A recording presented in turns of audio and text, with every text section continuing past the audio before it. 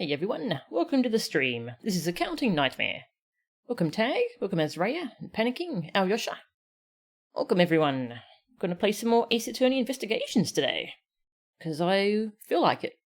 That's a good enough reason, hey? Yeah, we started this up yesterday. We did case 1 yesterday. It was quite long actually, I wasn't expecting it to be as long as it was.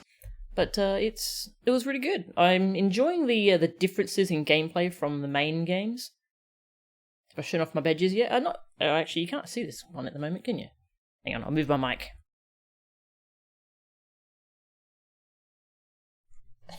There's my badge. Yeah, I've got my prosecutor's badge. I've also got a defense badge. But, actually, I'm not sure what that is at the moment. Yeah, I'm wearing the prosecutor's badge because we're playing as a prosecutor. Yeah, this is the first Edgeworth game. Yeah, so we did case 1 yesterday. There was a series of unpleasant incidents in Edgeworth's office. 2 different people broke in trying to steal some old files. One of them ended up murdering a detective, and he was a fellow prosecutor, so we had to prove that he was a jerk. And he tried to throw the blame onto Gumshoe, and then he tried to throw the blame onto Maggie Bird, so he sucked. So he got what was coming to him. He's a jerk. Alright, so we're up to case 2. Turnabout Airlines.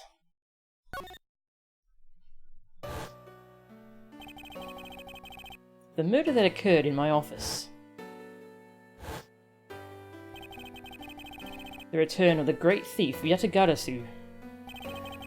Thinking back, everything began on that fateful day, 2 days ago.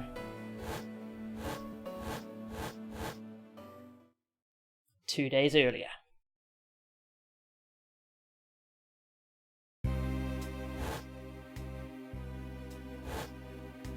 The old wine fake out.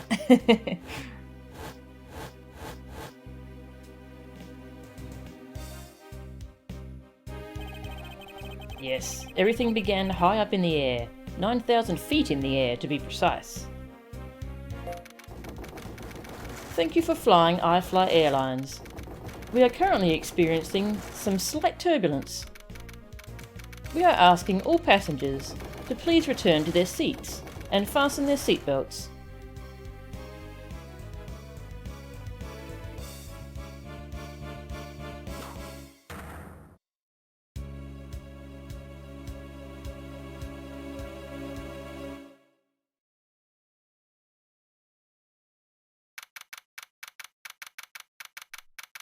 Quite a beginning. Poor Maggie. Yeah, poor Maggie. She's, every time Maggie shows up, you know she's going to be in trouble. Poor thing. Isn't my room a little dark to be playing games? You can see my face change colour with the screen. Well, I've got the light on. It's a big monitor. I've got a big monitor.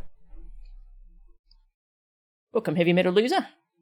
Objection, that's literally all you know about the Ace Attorney games? Good, that's all you need to know. My badge isn't in a very good spot today, you can't even really see it. Yeah. We know it's there, it's in our hearts. Alright, March 12, 6:13 AM, flight I-390, first floor lounge. Oh, actually, I should do the reminder as I do at the start of the streams that I've got the no hint spoilers backseating rule going, because I haven't played... Well, I have played this case before, but it was a long time ago, so I'd like to re-experience it. And everything beyond this case I haven't played or seen before, so I'd like to try it out myself. I'll ask chat for help if I need any. But do feel free to point out Easter eggs that I might miss, because Easter eggs are pretty fun. Hey, King Brolly, welcome. You're finally here. Let's start over. Okay, cool. We just got started anyway. Hey, yeah, this is on a real 2DS. Yeah, I've got it. It's modified with a capture card, a third-party capture card. See that's a cable going to my USB port on my PC. So that's pretty cool. Alright. Let's see what happened to poor Edgeworth. Yeah.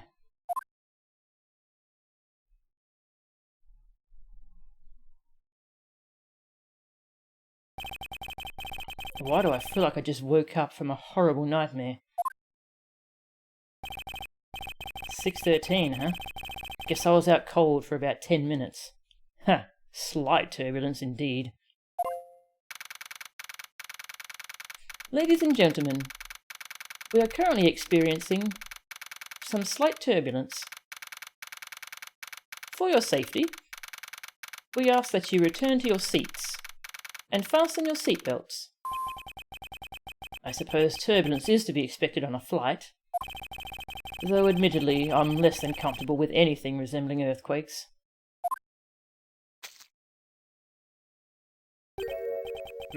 What's this? A travel wallet? But it's not mine. How did someone else's travel wallet wind up in my pocket? Ah, my head. Why won't this headache go away? I'll take care of this travel wallet later, or hand it off to an attendant. Oh, from earthquake-like turbulence to an elevator. Okay, so he does dislike elevators, okay.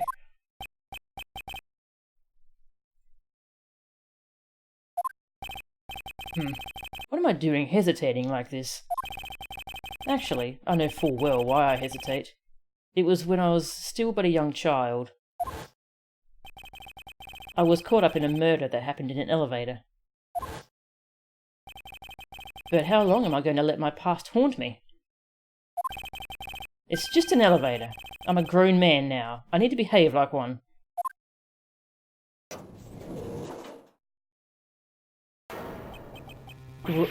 What the? What in the world happened? Is there something wrong, sir? I must ask that you please return to your seat. Eek! Oh dear.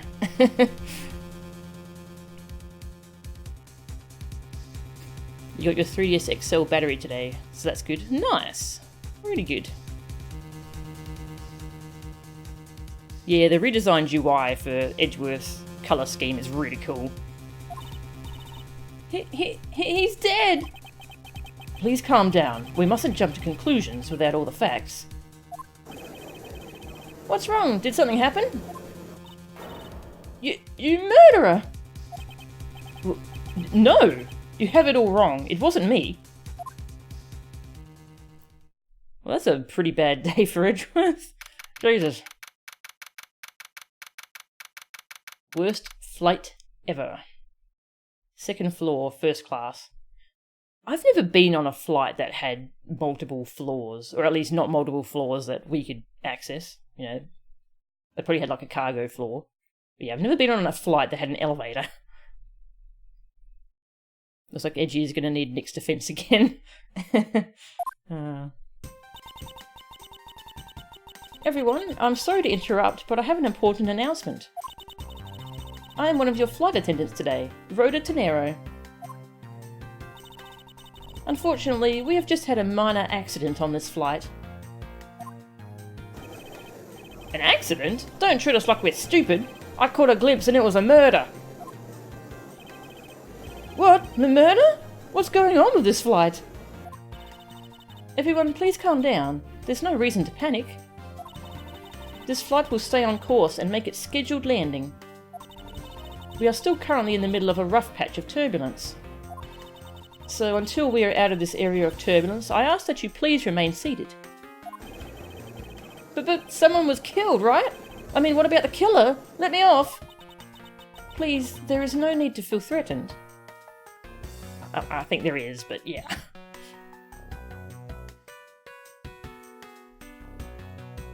Everyone has to be accused for murder several times. Yeah. Yep.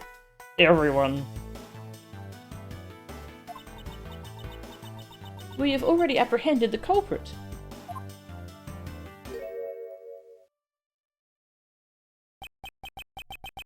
I ask that everyone please remain calm.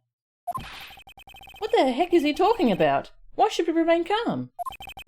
My name is Miles Edgeworth. I'm a prosecutor, and I assure you I am not the killer. Ha! Being a prosecutor doesn't make you incapable of murder, buddy. Now you listen here. I am not the killer. I simply found the body. He's mad now. Do they have him actually... Do they have his arms tied up? Oh, wow. Edgeworth looks tilted. There's homebrew software that lets you stream 3DS videos over Wi-Fi, but the quality is nowhere near as good as a physical capture mod. Yeah. I also heard that it can't do DS games. It can only do 3DS. You heard that Ghost Trick takes place in the same world as Ace Attorney. Oh, okay. Yeah, I haven't played Ghost Trick yet, so I can't say if that's true or not. So you say, however, I'm sure that you are the perpetrator of this crime. I swear on my honour as a professional flight attendant. Oh, is that right? I know what I saw. And there's even very strong, incriminating evidence to back me up. What kind of incriminating evidence is she talking about? We've already alerted the proper authorities at our destination. Until we land, you will remain in our custody by the powers vested in our captain. I'm very sorry, but please understand our situation. Your situation? I'm more concerned with mine and the direction it's going in. I'm not about to just sit idly by while I get accused of murder. Miss Tenero, is it? Yes? I was wondering if you might give me a chance. A chance? To do what? A chance to plead my case. And a chance to ask what you meant by incriminating evidence just now.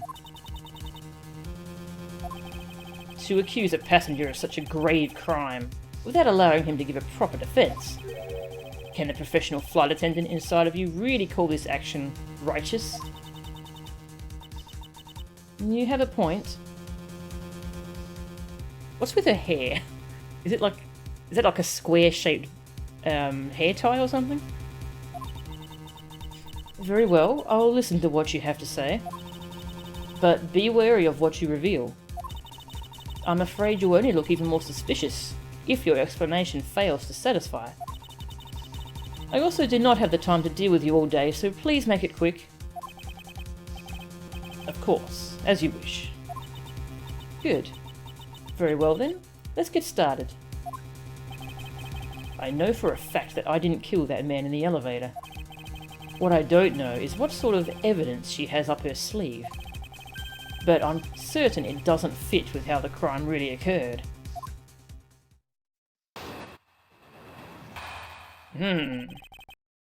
Yeah, wow, yeah, she's got like square hair ties. That's pretty amazing. Surprised they didn't muzzle him. She's stowing his argument in the overhead compartment. It's a cubist hair bun. Are those real things? That's pretty cool. Tenero's name has one of the best puns ever. Ah, what is it? Also, welcome, Counting Kittens. How are ya? What Miss Tenero saw. I swear to tell the whole truth as a professional flight attendant. Unfortunately for you, Mr. Edgeworth, I am certain you are the killer.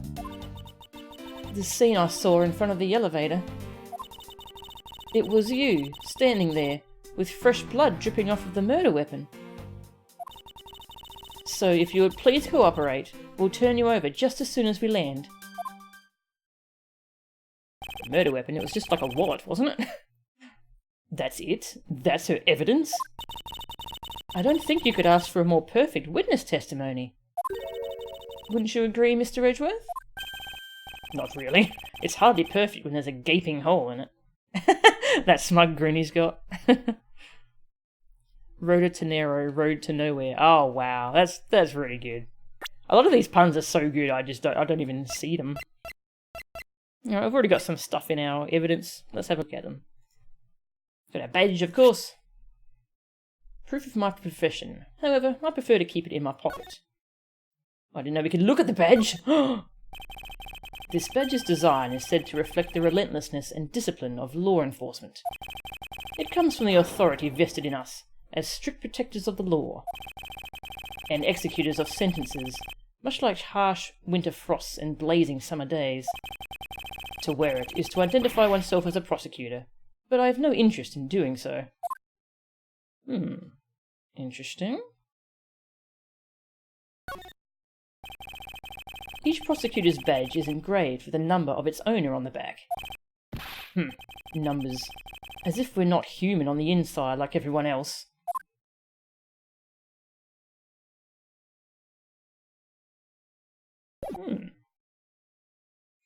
Yeah, got the travel wallet.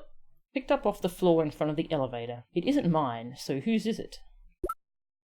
Crime scene notes. Body found at 6:15 AM inside the elevator stopped at the first floor lounge. Was there another statue used as a murder weapon? Your internet is very dodgy today, so you have no idea how much you'll be around. Ah, okay, that's fine. I hope your internet gets better soon. Yes, examine your badge while tied up. Hey, the badge might be able to help. Sky magazine. Details meals, movies, and other services inside. Touch the check button for details. Flight itinerary. Meals, drinks, movie. All times shown correspond to our departure time zone. Cool little detail. Profiles. Question mark. The victim was seated in first class like myself, but I don't know his name. And Rhoda Tenero, age 24, gender female, an iFly Airlines flight attendant charged with taking care of first class. Alright. Now we're all caught up.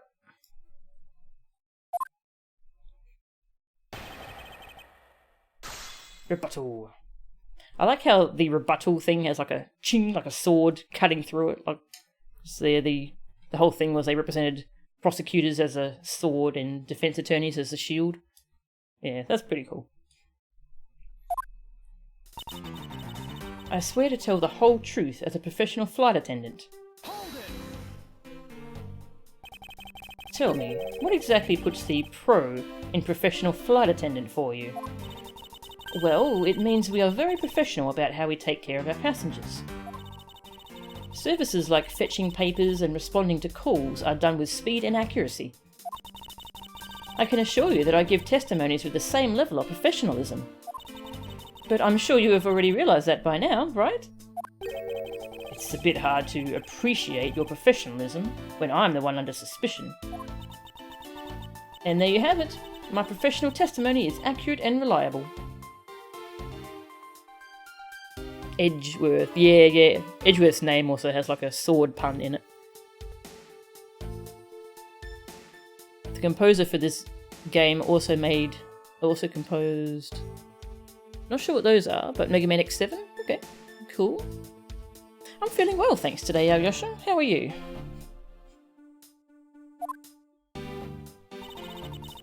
Unfortunately for you, Mr. Edgeworth, I am certain you are the killer.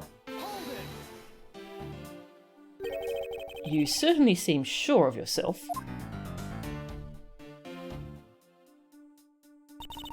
Of course, a professional flight attendant can't afford to make mistakes, after all. Perhaps, but you must admit there are few who can look at a murder with a clear mind. We attendants all go through extensive training and are always calm and collected. We'll even calmly serve you coffee, if you so wish, as the plane makes a splashdown. I fail to see how that would be the calm and rational thing to do in an emergency. Even until the bitter end, we are there to serve the passengers.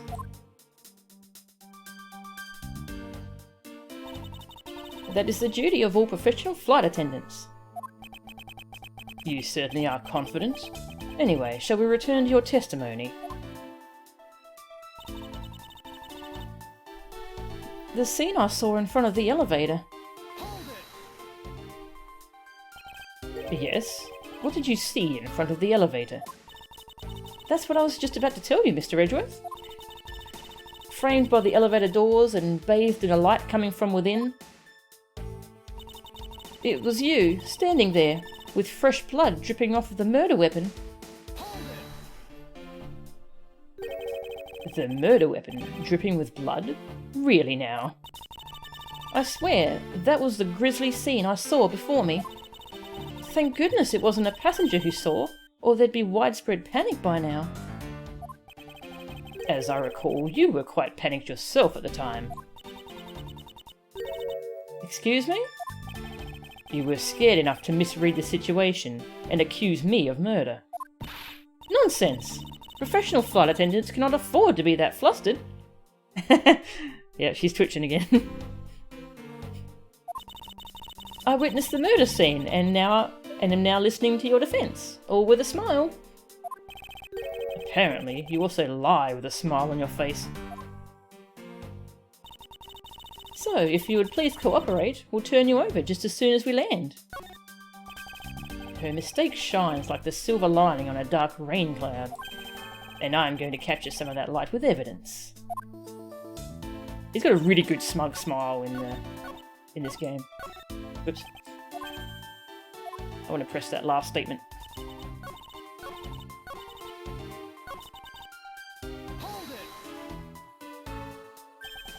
I am not the culprit, and yet you would keep these restraints on me? Mr. Edgeworth, please try to understand what kind of situation you're in right now. And what exactly is my situation? I have the backing of the captain to keep you bound in this way. We are within our legal right to restrain anyone who might threaten our captain mid-flight. In essence, you're in the same situation as someone who has been arrested by the police. So, I am to stay restrained until I can clear up all of her doubts? At least I'm close. Yeah. Let's see what happens if we get it wrong. We'll probably get some special dialogue. Because last time we had special dialogue from the other person. Hey, block button holder, how are ya? That long pause, the stream or the game. Wait, there was a long pause? Maybe Twitch froze up for a little bit. Yeah, OBS doesn't say I've dropped frames, so... Might be Twitch. Alright, let's show her my badge. There is a contradiction between this piece of evidence and your testimony. I don't want to go against the word of a professional prosecutor, but I don't think there's a problem at all. I swear it is a professional flight attendant. Grr. That's a good face. I have a phone call from some unknown number.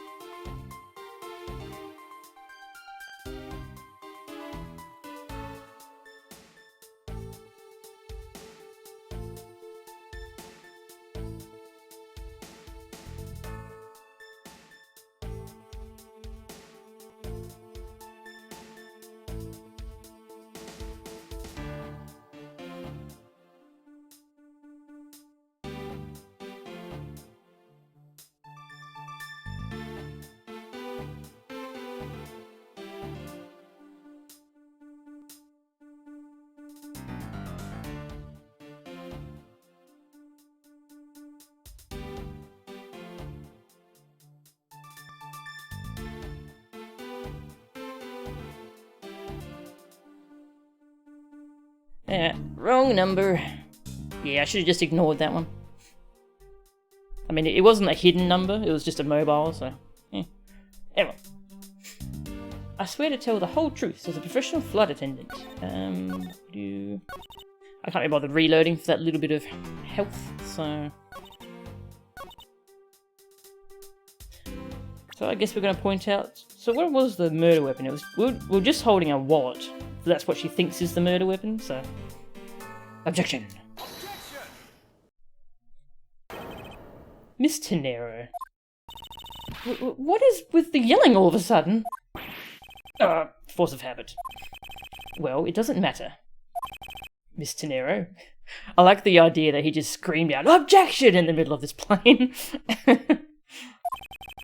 You say you saw the murder weapon dripping with blood. Is that correct? Yes. All that blood. Drip, drip, drip. Just recalling that scene sends a chill down my spine. Sorry, but your so-called professional flight attendant training has failed you. What? I'd like to direct your attention to this. Do you know what this is? It's a travel wallet, right? But it looks a little big and bulky. The thing you saw me holding when I discovered the dead body in the elevator was this very travel wallet, Miss Tenero. What? Impossible! The evidence just jumps out of your pocket at the contradictory statement out of its own sense of justice, as Edgy is tied up, yeah. Actually, no, I haven't seen the game over for this game. We'll have to... Yeah, remind me to... We'll check that out this stream if we can. Yeah, I haven't seen the game over. We'll try that out. Now then, do you still think I am the killer? That I killed him with a travel wallet? No, but I saw blood dripping from the wallet. I know I did. As you can see, this wallet is clearly stained. But if you would be so kind as to take a whiff, I think you'd agree it's only grape juice. Ah, then... That's right. You mistook grape juice for blood. The murder weapon dripping with blood does not, in fact, exist. No! There. That should clear up that pesky accusation. Wait just a second. That is... I mean, even a wallet could be deadly if it was wrapped around something heavy. I demand that you show me what's inside, please. She's trembling, and the tacked on please at the end. Sounds like I've got her. There's no need to look inside. Even you can tell from its appearance that it's light. No, I can't be sure of anything until I see the contents of that wallet for myself.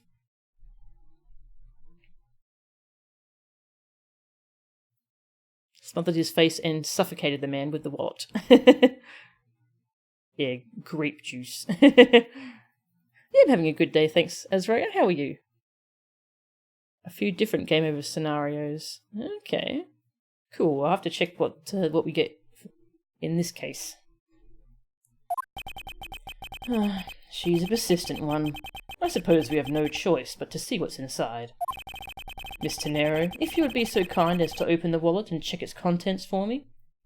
Let me guess, it's the victim's wallet? Alright. I usually don't pry into passengers' belongings, but we have no choice here.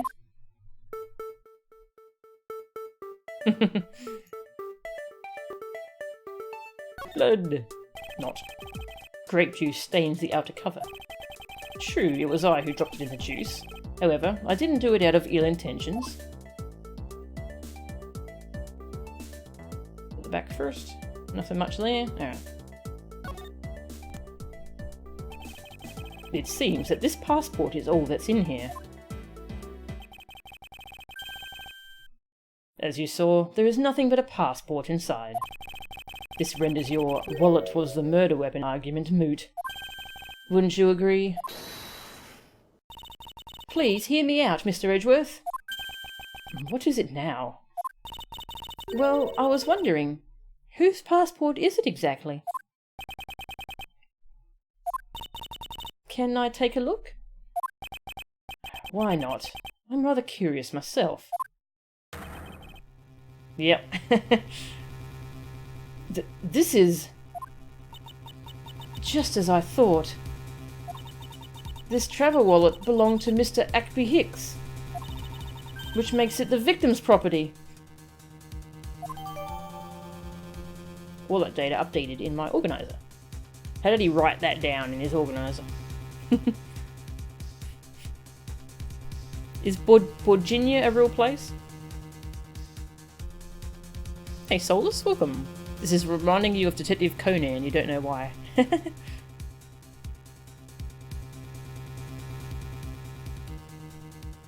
You played a lot of Fire Emblem, also the remake of Monster World on the Switch. Ah, nice. Cool. Oh, he does look like Otacon, doesn't he? You stole the victim's wallet, didn't you? How dare you? You said it yourself. You claimed to be holding this wallet in your hands when I found you. Perhaps I did misconstrue the wallet for the murder weapon. But it seems that I wasn't wrong about who the culprit is. Oh dear. Miss Tenero's logic. As you claimed, the murder weapon is not the travel wallet. However, it is something you stole from Mr. Hicks after you were done with the vile deed. I find it hard to believe myself, but your motive was very simple. You were out to steal Mr. Hicks's money, weren't you? Edgeworth is rich, lady. Virginia is not a real place. Ah. So even though I didn't have the murder weapon on me, you still suspect me, I see. You stood up at the crime scene with the victim's wallet in your hands. How can I turn a blind eye and not suspect you of foul play?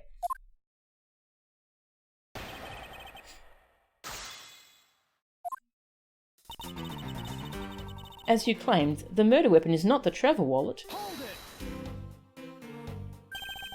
Shouldn't that be proof enough for you that I did not murder the victim? Not at all. Oh, and why not? Because that wallet may not have been what I thought it was. However, it is something you stole from Mr. Hicks after you were done with the vile deed. You think I stole it? Yes, I'm very sorry to say it, and I wouldn't usually be so rude, but it must be said. I never thought I'd see the day, but here I am calling a passenger a thief. Yeah, it's so rude calling someone a thief, but not a murderer. Nah, it's fine. Poor Edgy can't do his finger wag while tied up, yeah.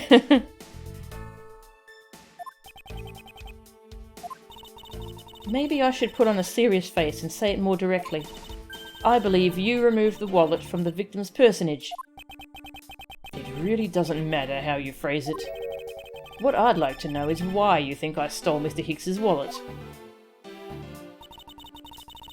I find it hard to believe myself, but your motive was very simple. I don't think I have any sort of motive to speak of. I've never met Mr. Hicks before, and our only connection is this one flight. But that is more than enough of a reason. How do you figure? He was sitting in first class, and I think the implication is quite clear. But we're sitting in first class too.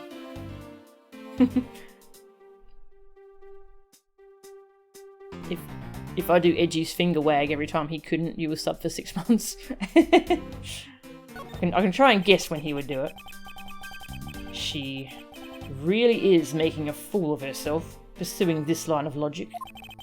I should spare her and present the piece of evidence that contradicts her testimony. Press that last statement. I like to see what the dialogue is if you flick through all the text, because you get different dialogue. You think I was after his money? Where did that cockamamie idea come from? Cockamamie. Come on, Edgy. True, you were also a passenger in first class, but I thought something was off about you and those deeply etched lines on your forehead.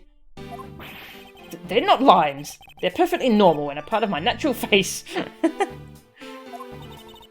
I don't think I've ever met someone with such terrible countenance on a flight before. And that's when it hit me. You have the face of someone with money trouble. Alright. So I guess we prove that we have money. You believe these sprites are based off his courtroom sprites, just tilted a bit. Okay. Alright.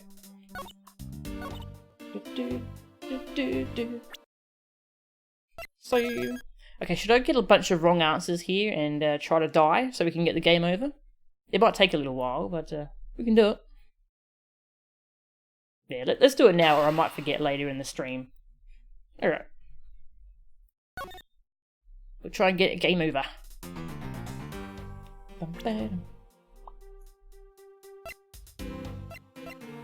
Actually, I wonder if the badge is actually the right answer here.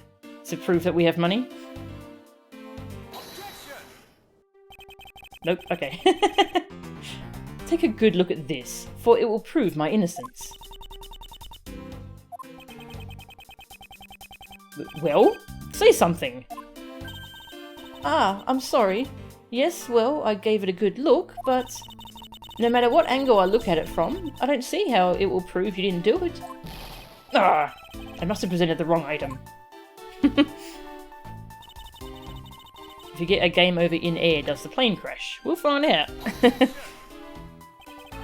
skip through this. Okay, this is new dialogue. Mr. Nero, what do you think about this piece of evidence?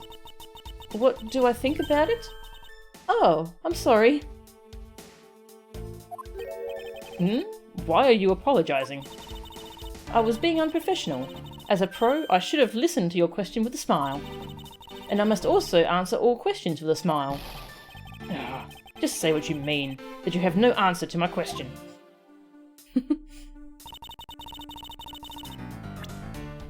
Keep shit on the badge. Maybe it'll work if we keep trying.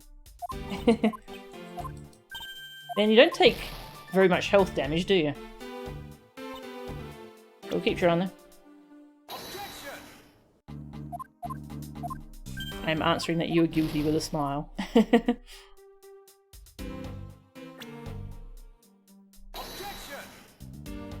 All attorneys should come with a self-destruct button if they want a quick game over. Yeah.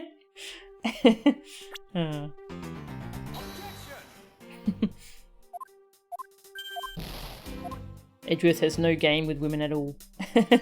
Well, it's kind of the other way around. Women have no game with him. How many women have a proven crush on him? Emma Skye definitely had a crush on him. Old Bag does. Who else was there? And he's just not interested. Alright, what's gonna happen? Let's see.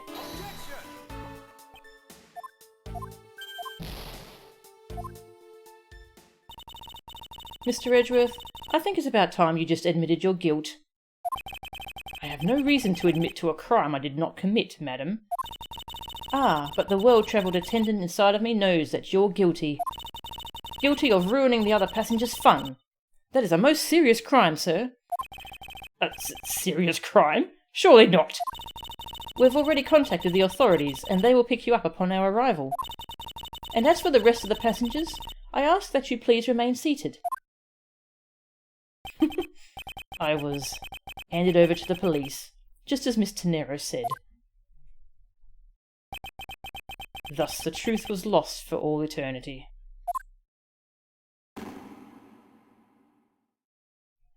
I'm guessing that's the game over thing. The truth will be lost for all eternity. That's kind of cool that there was specialised dialogue though.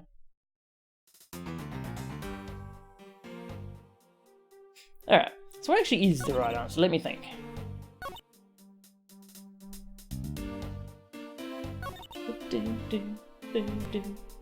Yeah, I thought actually the badge would have actually been my answer because it proves that we have a lot of money because we are a very rich prosecutor.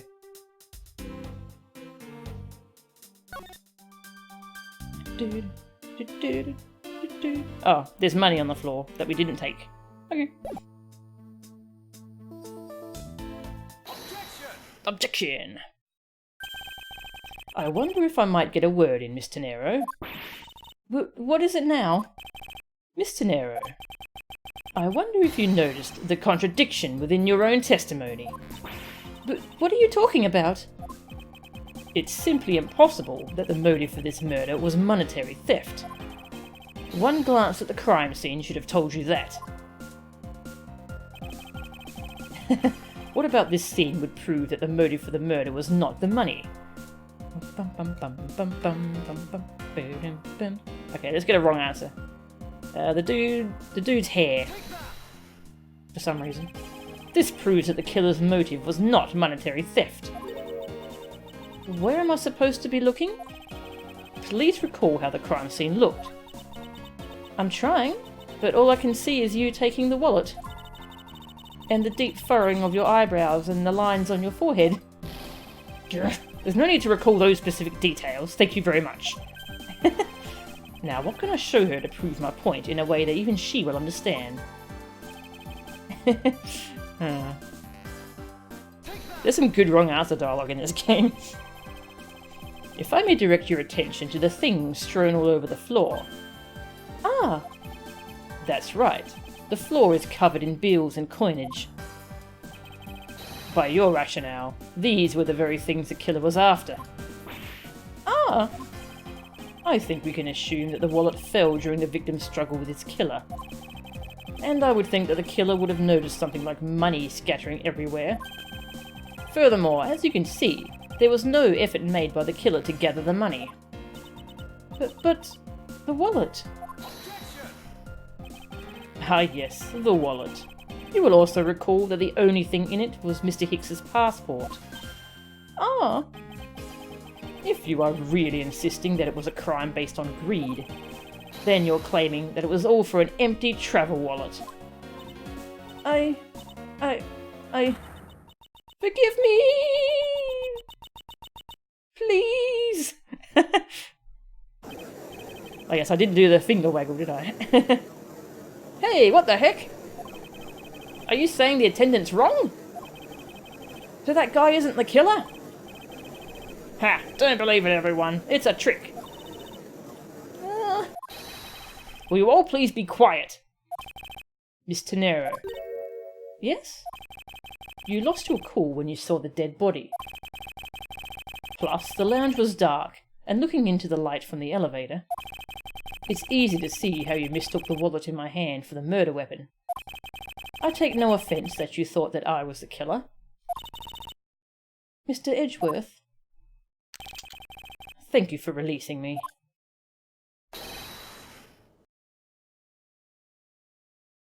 Okay. Wingdings? But what is it now?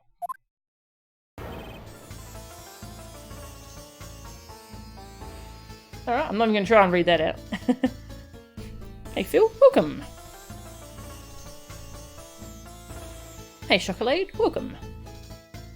Oh, that's right, yeah, Bikini liked him as well, didn't she?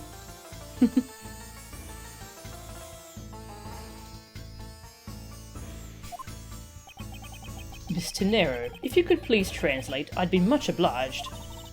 It sounds like Virginian, but I don't understand any of it. There's another attendant on this flight who... I said that he is giving the runabout. I don't require an interpreter. I speak English just well. See?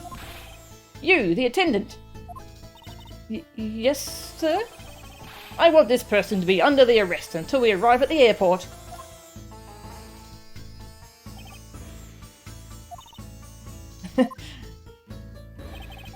I'm sorry, sir, but what exactly are you hoping for? What is it you want? I am finished talking to the likes of you. Please, I would like to hear why you would like me to be held under arrest until we land. You! How dare you try to waste my time? You were the one who stuck your nose into my affairs. I wanted to spend even at least one more second with my precious art. I have no time for other things. I know what you are. I see through you. Insolvent. Yes, I am pretty sure that's how you say it in English. Well, I'd hope that I don't dissolve in water, but I don't think that's what you meant. I'm sorry, but I don't think I caught your name. I am Zinc LeBlanc too. I'm a very wealthy man in Virginia. But I'm not an ordinary rich man. I'm an art dealer, a rich seller of beauty.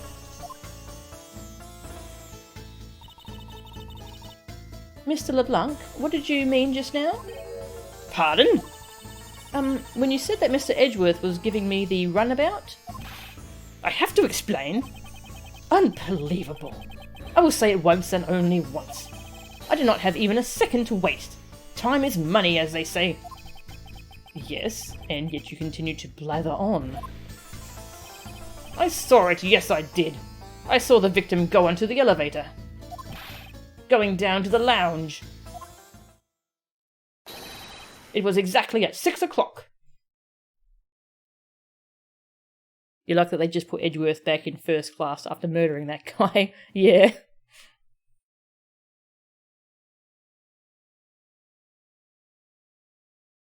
He's saying, when's Marvel?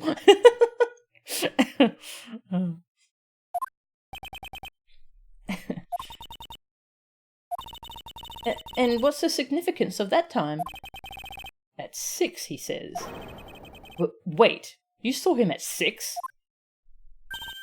Ah, well, what's the matter, Mr. Edgeworth? He understands, I see. Miss Attendant, what time did you discover the body? Well, it was a little after that patch of turbulence, so I would say around 6:15. Ah! Hicks was his name, was it? Then I say that man Hicks was killed in the 15-minute time span. And the only person in that lounge at that time was this prosecutor, yes?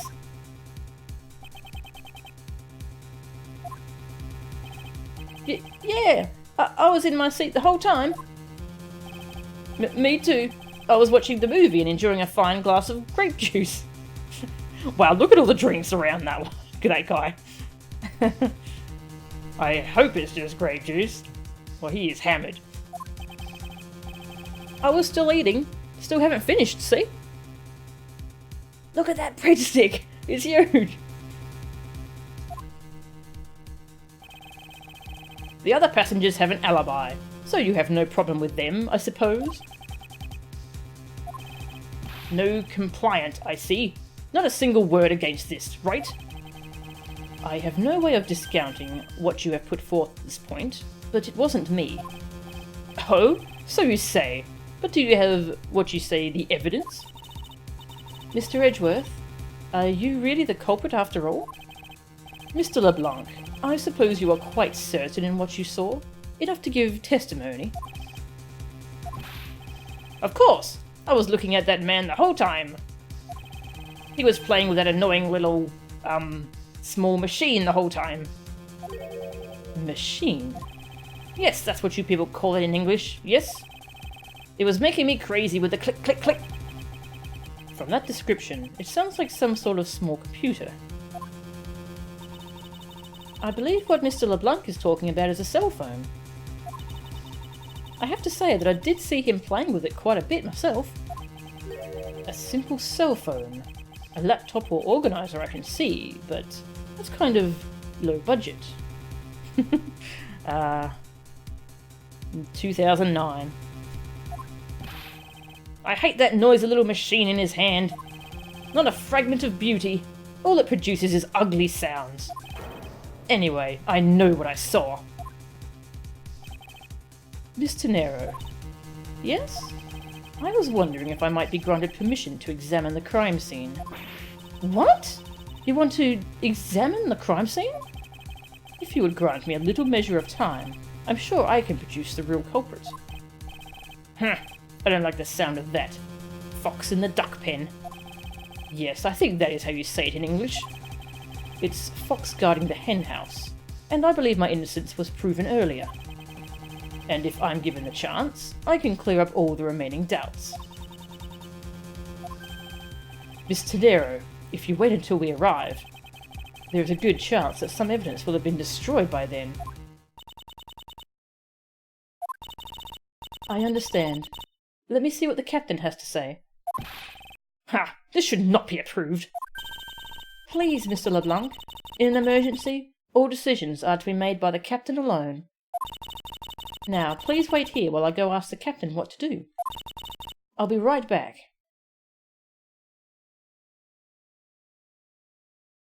Why is he doing the gun point at Edgy? Use the phones. Zinc is a white metal and LeBlanc means the white. Don't ask you why. Huh. That was weird.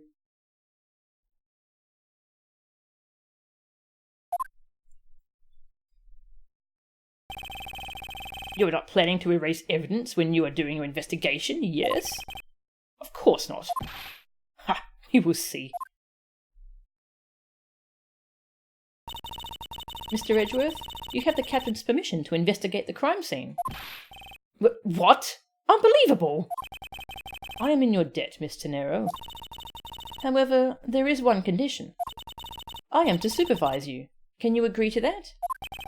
Of course, I see no problem with that stipulation. It's only natural as I am still a suspect in this case. Arrgh. I take full responsibility and will watch Mr. Edgeworth's every move. I hope this is reassurance enough that there will be no foul play. Now then, Mr. Edgeworth, shall we proceed? If you should need my help with anything, please feel free to touch the partner button. It's time to head to the scene of the crime, the first floor lounge.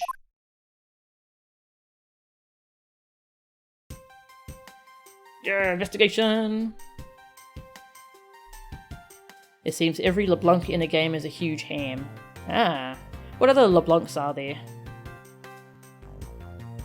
Badger. Yes, we shall. I need some water first, though.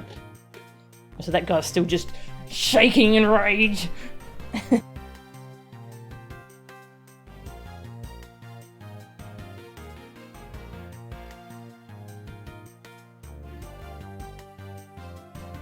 Okay. Anything new in our organiser? Oh yeah, we have Zinc LeBlanc, age 62, gender male, from North European Republic of Virginia. Says he's a wealthy art dealer, time obsessed. Ackby Hicks, age 28. The victim was seated in first class like myself. Anyway, let's talk to Tenero.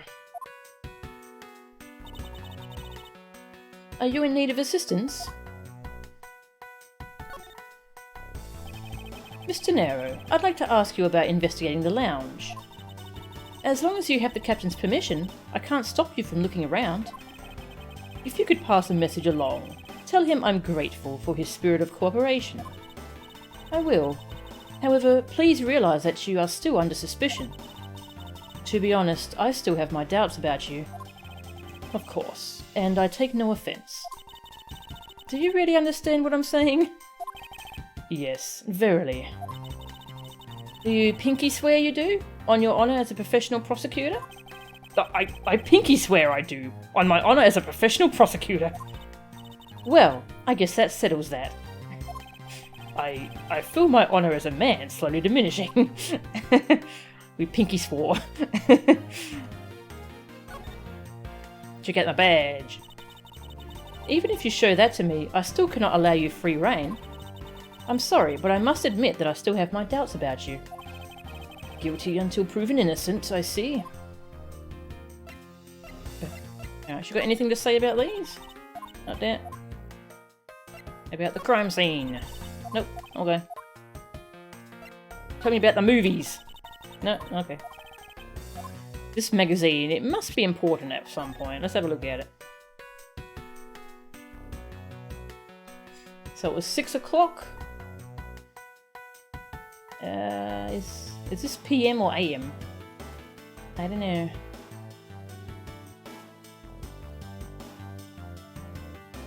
But there's only one movie for this huge stretch of time. Is this really first class? Yeah, let's go have a look around. It's my seat. Unfortunately, I didn't bring anything particularly useful for an investigation. It's not as if I'm constantly prepared for such a thing to occur. Well, in the world you live in, you probably should be. Ah, that's right. I was in the middle of recreating a chess game. Just an observation, but aren't there too many red knights around that lone blue pawn? Nonsense. It simply shows that the blue pawn is no match for the red knight's might. Obsessed much? Oh, don't get near me, you criminal! He said, don't get near me, you criminal. I am not the killer, and I intend to prove that starting now. But that's contrary to the facts. He says, but that's contrary to the facts. Thanks. I can understand his English just fine, thank you very much. What's a lifesaver doing here? I brought it at the in-flight shop, just beyond the lounge. If something should happen, having one will save your life. I think this guy would have been better off not taking a plane to begin with. Oh, I see. Yeah, he's got the oxygen mask deployed. Huh. This was Mr. Hicks's seat. I don't see the machine Mr. LeBlanc was talking about. Perhaps it's in the elevator. Maybe. We should probably head down to the crime scene now. I mean, we could. Or we could keep looking around. It's a movie poster for Licensed to love, laugh, maim, and murder. That's an iFly Airlines sponsored movie. It's a suspense, hard-boiled action romantic horror comedy movie. Is that the genre listing for this movie? Yes, it's a movie that can be enjoyed by anyone because it encompasses all those genres. I can't even begin to imagine what the plot of this movie would be like. But you have to admit it has piqued your curiosity, right? I heard the main strategy with this genre listing was to make people curious. Well then, consider the mission a successful one.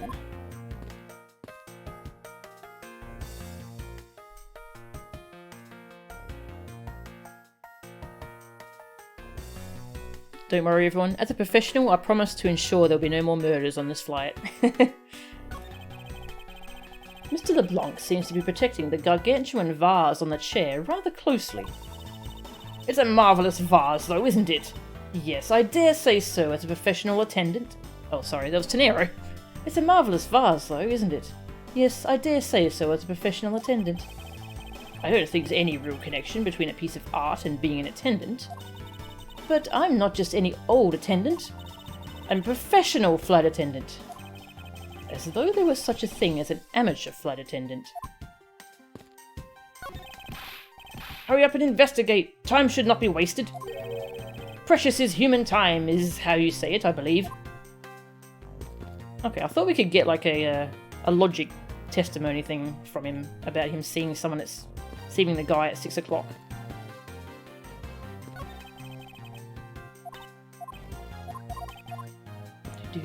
Ooh, food!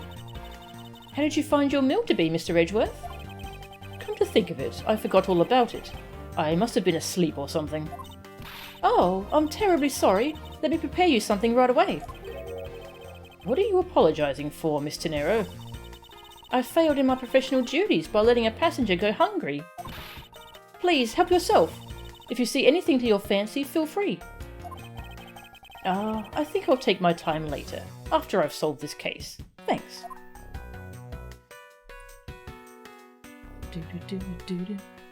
LeBlanc from FFX2. LeBlanc from Vespi. Yeah. Good night, Azrael. Thanks for hanging out. Yeah, Matt LeBlanc. He played Joey in Friends, didn't he? Joey was great. Excuse me, but may I have a word with you? You there! Oh. If you need something, please ask Miss Rhoda over there, okay? What the? Hey, wake up you! I'm terribly sorry that she's being so rude, Mr. Edgeworth.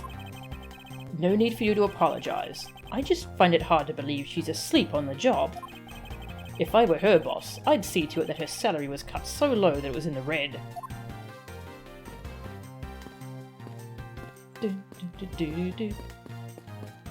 Keep looking around. Oh my god, is that a Sunday? If I may have a word with you. This steak, so awesome. That's great to hear. However, I would like to ask you a few questions. I was here whole time, so wouldn't know. Eat or speak. Please pick one. Nom nom nom. I think he chose to eat. Yes, I can hear that. Oh, we can go over here. Ah, okay, this is a lounge. First floor lounge. I want to thank you for your help back there, Miss Tenero. It was nothing. You should thank the captain for granting you permission. And just so everything is perfectly clear, I still don't trust you to that extent. I don't want you to think your standing with me has changed. I see. I will bear that in mind. I received an order from the captain earlier. He wanted you to know that we reserve the right to stop your investigation if we feel you are not making progress. And when we do, he asks that you please return to your seat at that time. So, my time runs out at his and his crew's discretion, does it? I have to find a way to discredit Mr. LeBlanc's testimony before time's up. I understand. By the way, is there any place you can think of where the killer might hide on board? I don't think so. After every first-class passenger was accounted for at his or her seat, we made a thorough search of the plane. As for business and economy class, no one can move between those two classes in first class without a staff keycard. And we found no record of a keycard being used at all, which means that I have a first-class killer on my hands. At least I know that much for sure. And one other thing. No one else has been allowed near this crime scene since the murder was discovered either. Begin investigation.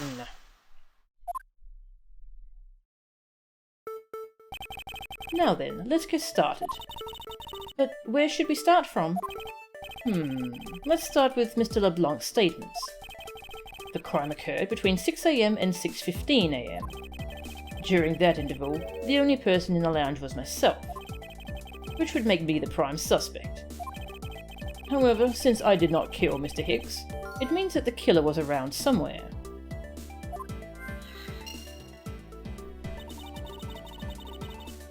This is the film Airplane again. That's such a good movie. If we are to believe what you say is true, then yes. The first order of business will be to gather information to win your trust. Can I go back? I didn't talk to that other guy. Nope. Oh, okay. This door leads to the flight attendant's room. But please understand that it's off limits to unauthorized personnel. The room is giving off the scent of women's perfume. One would think that perfume would smell great. However, to me it simply smells. Interesting. Interesting. Very interesting. Not that I have any interest in what lies behind this door. Perhaps we should return to the investigation, Mr. Edgeworth. Mr. Edgeworth? Sorry, I spaced out for a second there. These bottles and glasses must have been broken by the turbulence. There is quite a bit of broken glass here. Please be careful when passing through the area. Thank you very much for the warning, Mr. Edgeworth. However, no matter how kind you are towards me, know that it does not clear up any suspicions I have about you. I wasn't warning you for the sake of clearing my name. Perfume makes you gag, especially since most women put too much on. Yeah, too much perfume is just... Hey Scooby Kid, how are ya?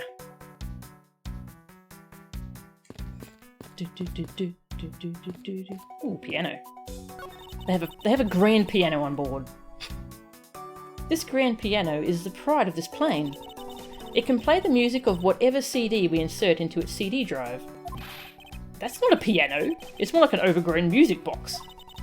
Ah, but its keys depressed along with the music, as though there really is someone playing it. Some people have entirely too much money to waste on overly complex toys.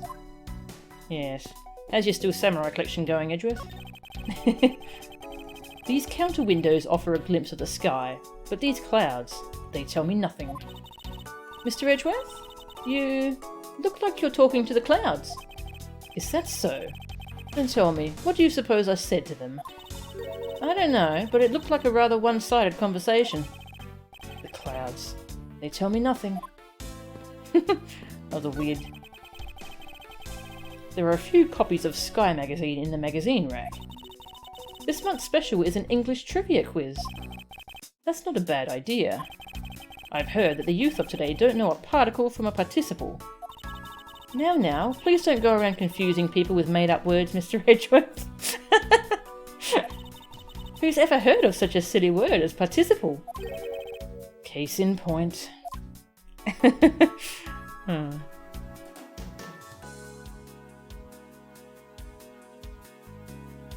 Yeah, I heard you got your new ID with your new name and correct gender. That's awesome. Congrats, Scurvy.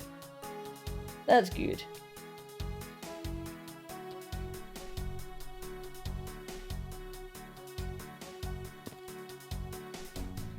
Edgeworth comes across as on the spectrum from time to time. Yeah, definitely. What or who is this?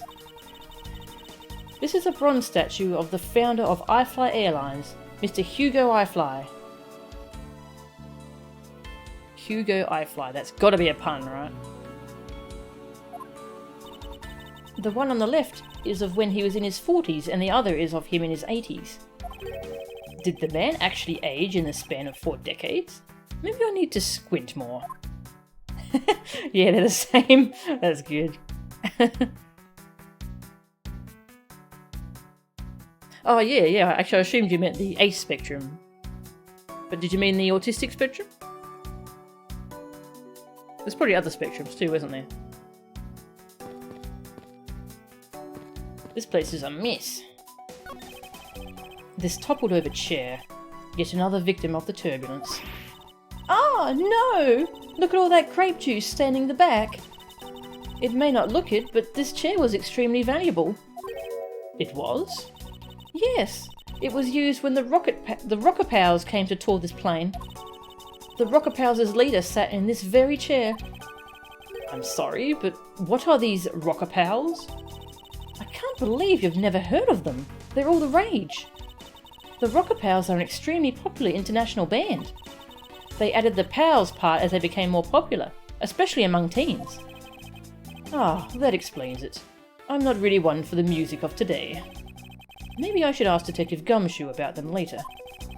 On second thought, I can already see how confusing the conversation would get.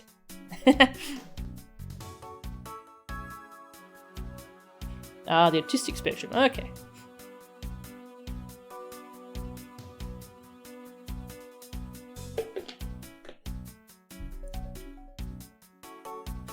It's pretty much confirmed that Edgeworth is completely asexual.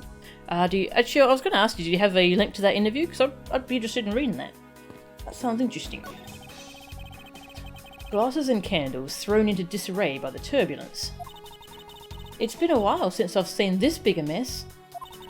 It's terribly embarrassing, but I thought it was an earthquake for a second. And I frantically started searching for gas valves to shut off. I guess the shaking of the plane was bad enough to be mistaken for a real earthquake. Not that I would know, since I was unconscious for most of it.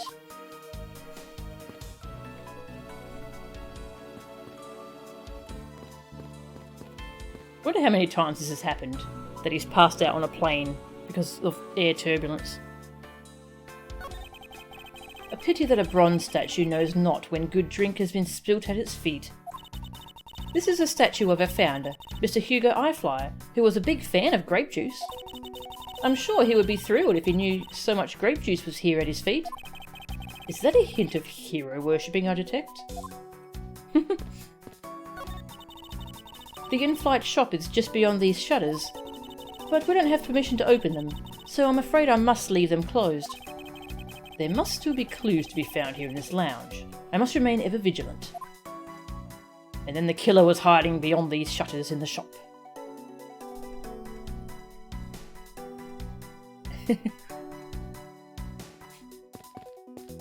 Alright, guess we better look at the actual murder scene.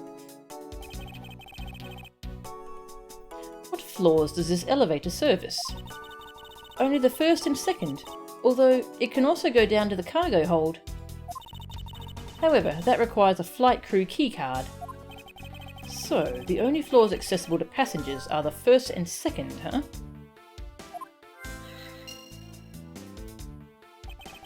I won't rest until I've inspected every suspicious-looking nook and cranny. But he said that every time. That's kind of funny. Money is strewn all over the floor of the elevator. I would guess it was all in Mr. Hicks's wallet at some point. What is this statue? What is this sinister-looking figure on the floor here? Oh, that's a piggy bank of our company mascot, Mr. Eyefly. It's just one of the many pieces of merchandise we sell at our in-flight shop. This bank is a limited edition, and is so popular that we're down to our last one. You have an in-flight shop? Yes, it's just beyond the lounge to the right. The shutter to the store is closed at the moment, but it was open the whole flight up until Mr. Hicks's body was discovered. There's blood on here. Could this have been the murder weapon? Yeah, the shop is probably an important thing to investigate. Ah well. Hey Shizzle, how are ya? Edgeworth only has one love, the law. Nick has only one love. It's Charlie the plant. Very good. Can't look at his card. Okay. I wonder what was hanging off of this lanyard. Something's missing from this picture. Now, if I could just put my finger on it. I doubt anyone was expecting to find a dead body in an elevator on this flight. So, Mr. Hicks, he's really dead? Yes. She's trembling, although I can't fault her for that when there's a corpse right there. Mr. Hicks, if you're really dead, then please answer yes? I see she's over the trembling now, although a new symptom seems to have appeared. Anyway, I should focus on the victim's body. Let's see. There's blood on the back of Mr. Hicks's head. Could this be the cause of death? He appears to have been struck very hard. Blunt force trauma. Gee, I wonder if it was the statue. Even his glasses are broken.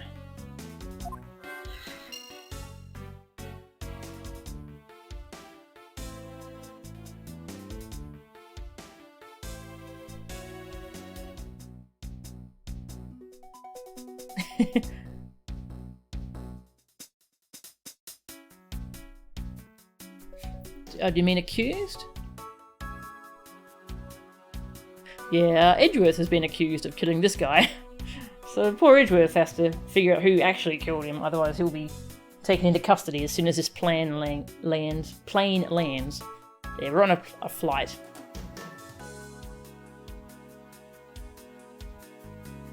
Yeah, Edgeworth passed out on board because there was some air turbulence and it reminded him of an earthquake. Actually, can we just take a moment to point out how badass Edgeworth is? Like, he flies a lot. And he must know that air turbulence reminds him of earthquakes and gives him a panic attack, but he still flies a lot. That's pretty badass. There's something sticking out of his pocket. Hope he won't mind if I take a look at what's inside. It's a picture. It looks like it was taken inside a building somewhere. What's that around his neck? Doesn't look like the travel wallet. It's some kind of pass for something. Interesting. Logic. Press the logic button. Yeah, go for it, Joshua. Okay. Doop. Alright, where was the killer? Murder weapon, Mr. iFly. Elevator, blunt force trauma, broken glasses. Alright, I guess we put the murder weapon and blunt force trauma together.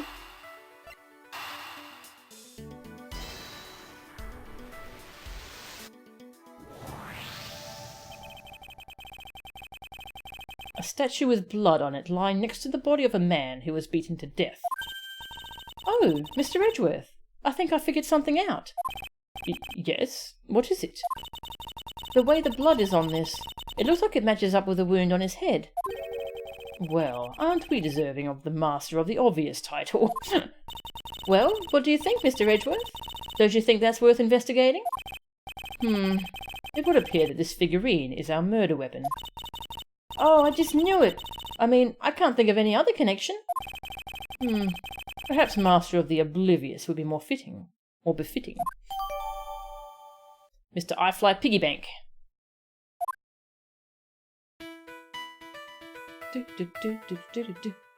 Where was the killer? Broken glasses.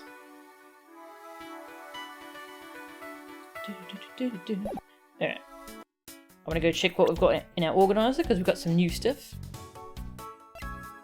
Photo of Mr. Hicks. Found in the victim's pocket. A souvenir picture, perhaps?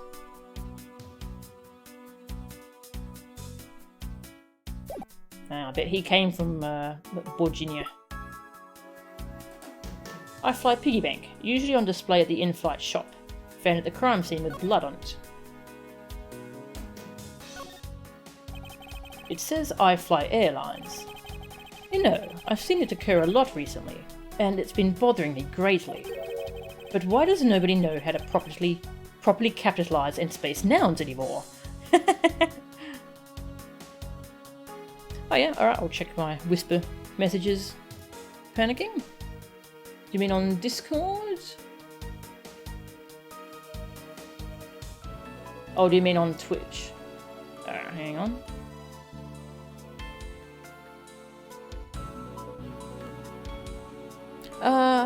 Doesn't look like your sub's gone through yet.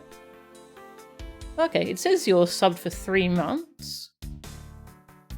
Ah, when did that happen? Yeah, they didn't show up in my my Streamlabs. Oh, well, thanks for the sub panicking. Cool, thank you very much. Yeah, I'm not sure why that hasn't gone. Maybe Twitch is having issues at the moment. Doesn't seem like it's gone through properly yet.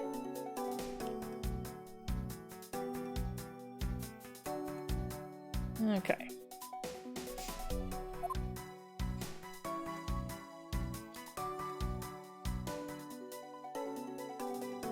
Rotate.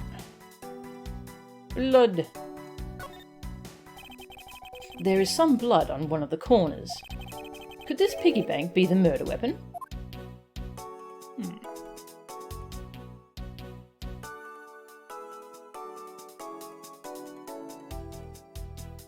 Oh, not much to look at on here. I suppose this is where you insert your coins. I have to say, for a piggy bank, it's made rather well. So well, in fact, that I'm not sure there is a way to take your money out. Is it one of those piggy banks you're supposed to break to open? Because those piggy banks are silly. Yeah?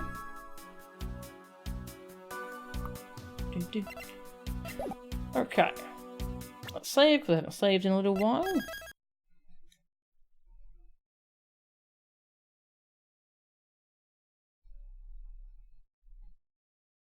Still saving. Okay.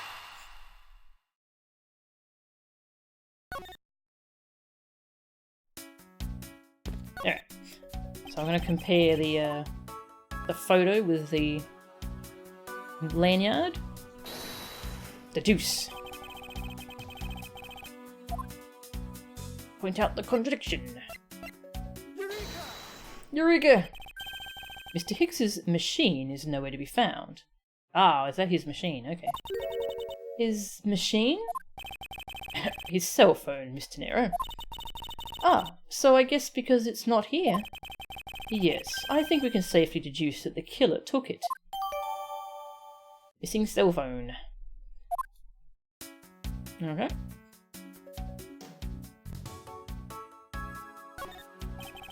The machine that should be hanging off of here must still be somewhere on this plane. Oh, we just search everyone on board till we find it. Easy. Case solved. Dismissed. Anything else? There's no grape juice residue on the soles of his shoes, making it highly unlikely that Mr. Hicks entered this elevator after the turbulence.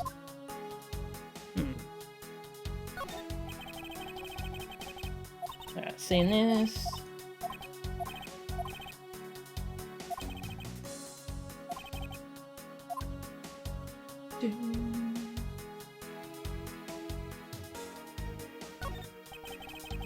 Nope, nothing there.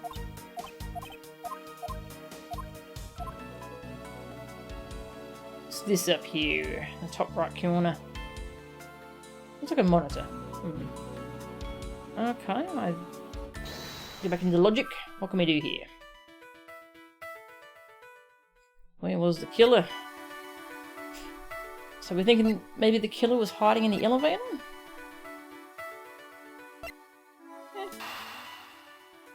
We'll try it.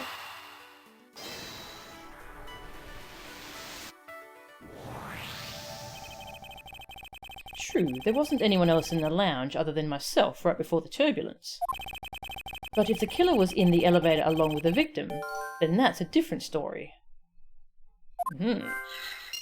Yo! In the elevator with Hicks. If only I could prove that the killer rode the elevator with Hicks. Okay. Alright, what else we got now? Organizer. Got a cell phone. The victim supposedly had one, but it has gone missing. Did the killer take it? Any new profiles? Nope. Okay.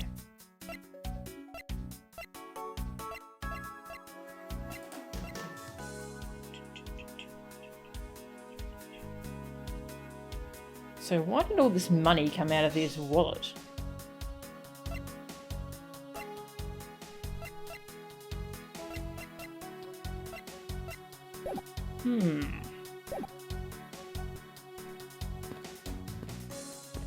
Anything else to look at? See if there's anything I missed.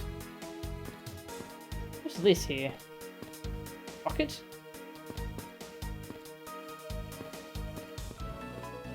I think I've looked at everything else. Talk to her. Are you in need of assistance? I was wondering if you noticed anything, Miss Tenero. Yes, I can't help but notice the sad atmosphere in here. Yes, it is a rather tragic crime. I'll say, robbing the poor man after bludgeoning him to death. Talk about rubbing in the salt. I can't forgive someone who would do this to a passenger of mine. I swear as a professional flight attendant that I will capture the culprit with my own hands. And I promise as a prosecutor to solve this case with logic and deduction. I should go over all the leads I've collected so far one more time. The key to solving this lies at the intersection of my logic and the evidence. Yeah, it doesn't seem like she has much dialogue about anything. Nope. Do you know what that is? Nope. But the cell phone. Nope. Yeah. You wanted to say with your sub, thanks for being here when you were not doing well. Thanks for creating this awesome and supportive community. Ah, okay. Cool, thank you very much, Panicking, for your sub. I'm glad that we can help you feel better when you're not doing well. I'm glad that... yeah, I'm really glad this... yeah, I'm really glad this community is supportive as well. Yeah, it only says 3 months at the moment. Maybe it I think it like goes month by month.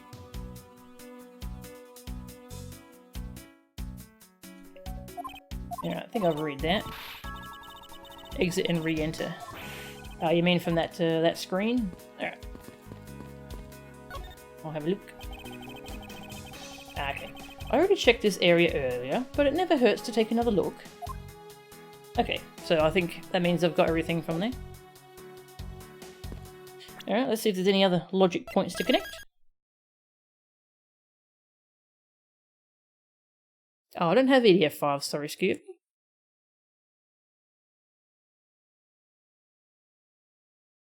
It does sound pretty cool, though. Logic. Press the logic button.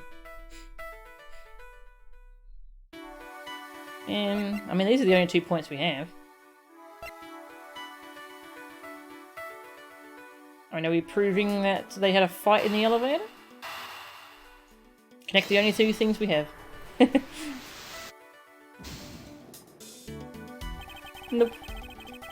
Pieces don't fit together quite right. Yeah. Well, if I've cleared out that, what else is there?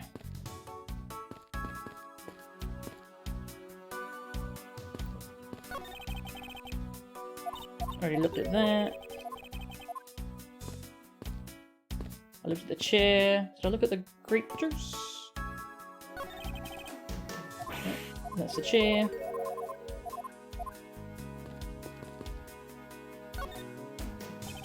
Aha!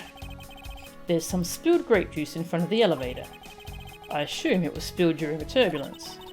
Oh, we must clean that up or someone might get hurt. Aha! What is it, Mr. Edgeworth? I found some very important evidence. Footprints. What is the important piece of evidence in this scene? It's probably... this corner. I'm not sure what's so important about that, Mr. Edgeworth. No, wait! Curses. This is no time to get careless. Allow me to point it out to you one more time. Curses, he says. The footprints!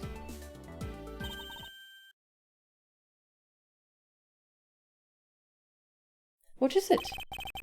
They're a little smudged, but I think we can both agree they are a set of footprints. Spilled grape juice. So you think... Yes, these belong to our killer.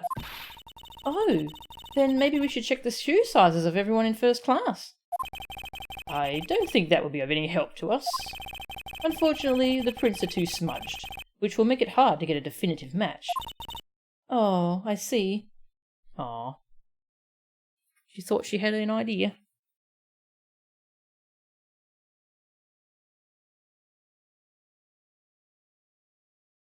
Cool, thanks, counting.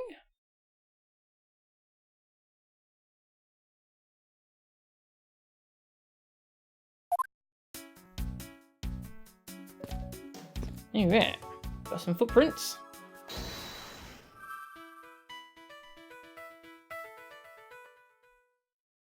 I mean, they sort of proved that the killer was in the elevator, because then they walked away.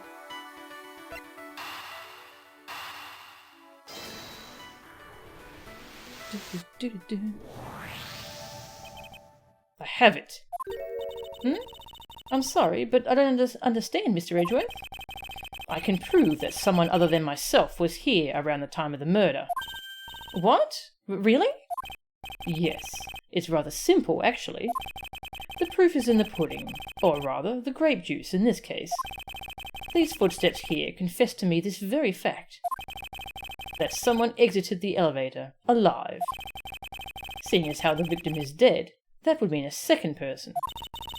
But couldn't the footprint be from Mr. Hicks himself? Ah, but if you take a look at our victim's shoes, you can see the soles are spotless. Which means... Mr. Hicks wasn't alone in the elevator. In fact, it's quite the opposite. There was actually one other person inside the elevator. Yo! Progress. Investigation complete.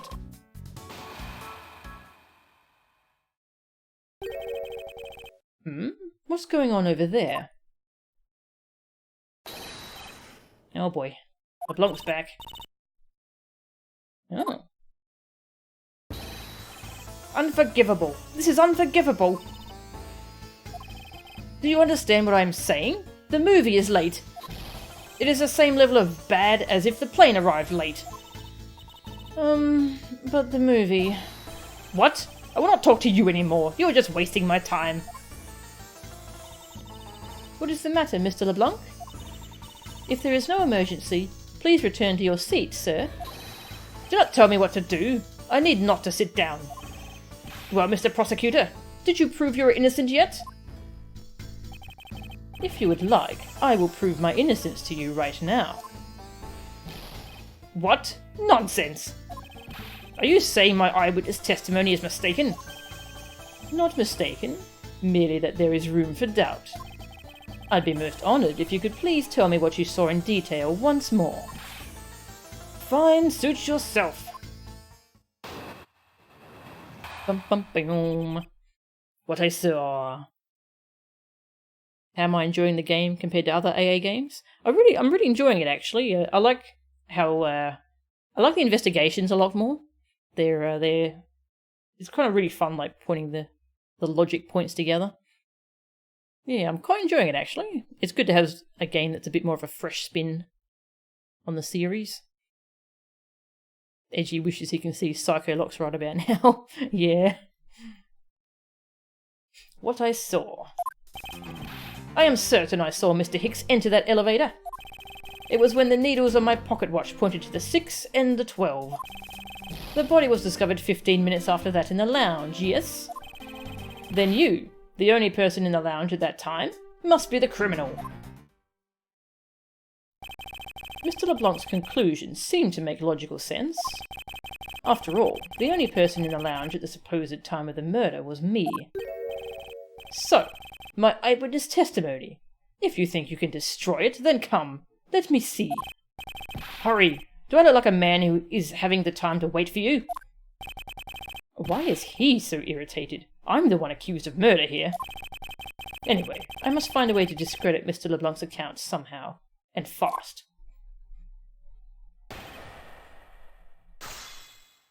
Rebuttal. I'm certain I saw Mr. Hicks enter that elevator. Mr. LeBlanc, were you able to get a good look at the inside of the elevator at that time? Of course, I saw what was inside. And you are sure that the victim was in the elevator alone? Yes. The only person inside was that Mr. Hicks man. This last outburst is a bit too important to let go. The only person inside was that Mr. Hicks man. Was he really alone? Of course! I will bet even 1 cent! A cheap ante. For a cheap testimony. But if that's how you want to play it, I'll happily take your 1 cent. It was when the needles on my pocket watch pointed to the 6 and the 12. I assume the pocket watch in this case is the one you keep checking, is that correct? Oh, you noticed! It is a very expensive antique, I will have you know. The feeling is wonderful when I fully wind it up by hand. It does look very well designed, and quite classy. I will have to charge you if you want to touch it. That's quite alright. Let's continue with your testimony. What a cheap man you are. Now return the time you wasted back to me. Oh, this person sucks. You like LeBlanc's hat? Looks like a licorice all sort. It does, doesn't it? And if we must, I saw Mr. Hicks enter the elevator at 6 o'clock. The body was discovered 15 minutes after that in the lounge, yes? It's true that I found the victim's body at 6:15. And that's when I found the two of them as well. You see, it all matches my testimony. Then you, the only person in the lounge at that time, must be the criminal. That is the most mistaken way of thinking I've ever heard of. No, no, no. Your silly opinion is what is mistaken. Please calm down, the both of you. In a sense, you are both mistaken. Well, if that isn't the pot calling the kettle black, then I don't know what is. I spy a little hole in his words. As you wish, Mr. LeBlanc, I will now show you proof of my innocence. And that proof is my badge. Mr. LeBlanc, could you please take a look at this piece for me? In American dollars, I say it is worth around $9.99. What are you talking about? What are you talking about? Were you not intending to sell it to me? It's not for sale. I think I need to present something a bit more case-making to him. I'm guessing we have in our evidence. Spilt during the turbulence. Looks like footprints and something being dragged. Something being dragged? Oh, yeah, it kind of does. Alright. Objection! Mr. LeBlanc. What is it? There is a very glaring contradiction in your testimony. What do you mean? Please take a look at the area in front of the elevator. There, at the spilled grape juice. Yes, and? Will you admit you also spilled it with the blood? No, it spilled itself during the turbulence. But the interesting thing here is the set of grape juice footprints. Footprints? Yes, the ones that lead from within the elevator out into the lounge itself. It's evidence that proves that someone, other than Mr. Hicks, exited the elevator alive. There must have been another person in the elevator with Mr. Hicks. Now then, I'm done playing games. Why don't you tell us the truth? Nope, calm down, buddy. Can you please translate for us? No way. That's totally impossible. I guess is what he said. Ugh, her outfit sucks. No way. That is totally impossible. I know there was no other person in there. I saw with my own eyes. If you want to know what I think, Mr. Edgeworth, I don't think Mr. LeBlanc is lying to us. I suppose she's right. He doesn't seem to be lying. But then, what does it mean? What about this contradiction? Mr. LeBlanc, please, just once more, will you recall the details of what you witnessed for me?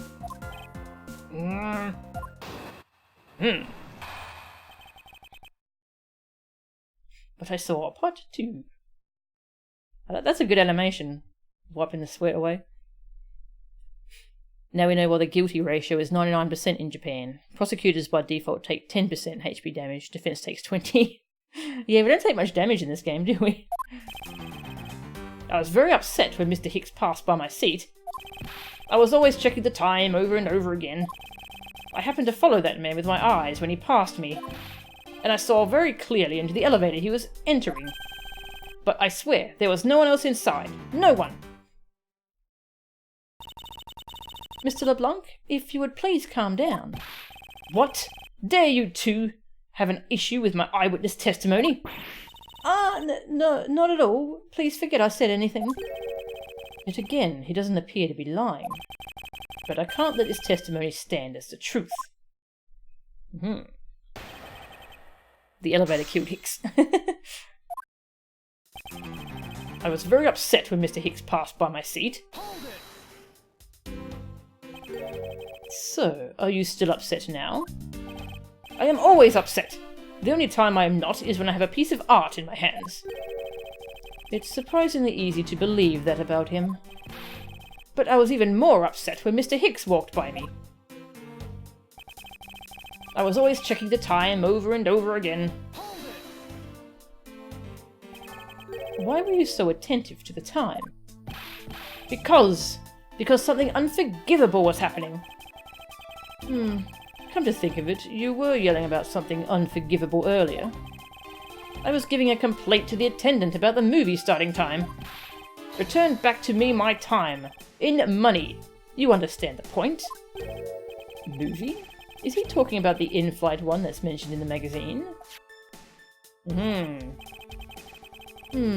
A summary of the plot and the starting time. Interesting. They were supposed to show License to Love, Laugh, Maim and Murder. I cannot see that movie in my country. You can only see it on international flights. I looked forward greatly to that movie. I checked my pocket watch whenever possible so I would not miss it. I even set my pocket watch to the destination time when I came on board. Isn't it departure time though?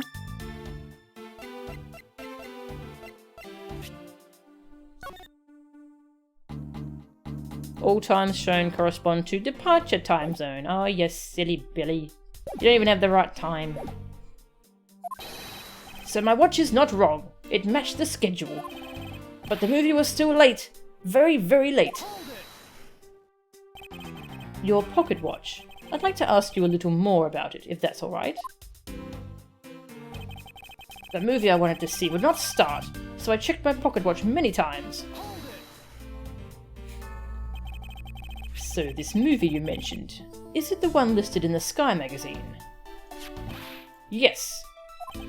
I was so looking forward to watching License to Love, Laugh, Maim and Murder. Miss Tenero, was this movie shown on this flight? Yes, it was shown at the scheduled time. Isn't it possible you simply slept through it by accident? Nonsense! You doubt me? No. Now stop pointing at me like that. Odd. How did he miss a movie that he was clearly hoping to see? I checked my pocket watch a great number of times, that much I know for sure. My watch is set to my destination's time. I always set it when I board the plane. You're sure about what you just testified, Mr. LeBlanc? Yes, of course. I'm a very busy man. I'm immediately busy when I land. I have many places to go, and no time to waste adjusting my pocket watch. I see. That was a very valuable statement you just made. Huh. Flatter me all you want, but you will not get 1 cent out of me. That's alright. All I require is this piece of testimony. I happened to follow that man with my eyes when he passed me. This seems like a long testimony. We have to get through the animation every time I go through this one. Still quite a bit more testimony to press. I honestly don't think Mr. LeBlanc is lying. I don't think he's lying either. But I think he might be mistaken about something. Mistaken? Yes, and I'm going to correct his mistaken recollection with evidence. And this professional attendant shall witness the prowess of a professional prosecutor. Contradiction here. There's the animation again. Alright, I'll finish pressing all these just for more dialogue. I happened to follow that man with my eyes when he passed me. Since you only happened to see him, it's possible that you missed something in that glance. Even if I only happened, I did not miss a thing. And how can you be so sure? Just because. I would appreciate it if you didn't take my life so lightly with a simple just because. Well, then I was only making a joke. I saw Mr. Hicks, alright.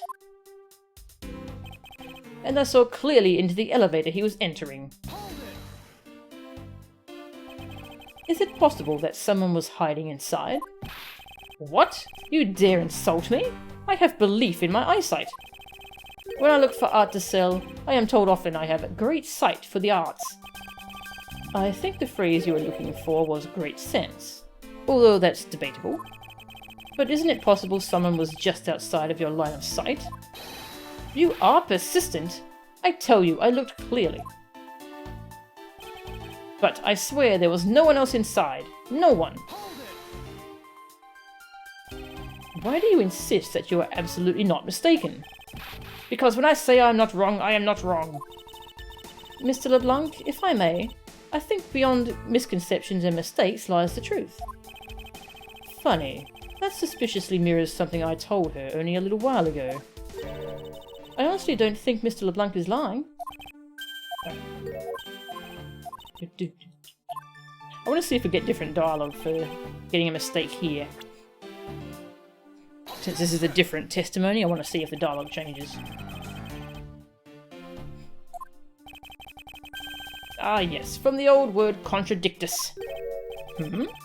Oh, you are correct. But what does that have to do with our present situation? The word comprised of the parts against and speak. I dare say I don't deal in such double talk. My art dealings are clean.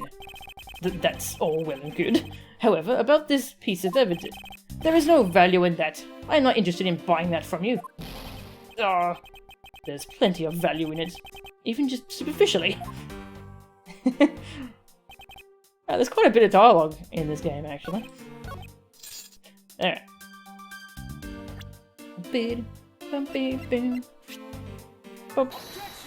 Objection! Mr. LeBlanc, you said this just now in your testimony. I even set my pocket watch to the destination time when I came on board. Now, if your watch has been set to our destination's time zone, it would mean that your watch is displaying the time of our destination. Yes, thanks, Edgeworth. Thanks. If I delete the black bars and shift the game screen to the center, can Nero fit on the left? Maybe? I kind of don't really want to though, because this setup is also for 3DS games, and 3DS games actually stretch all the way across. There's no black bars, so I'd have to like undo it whenever I use a 3DS game instead of DS.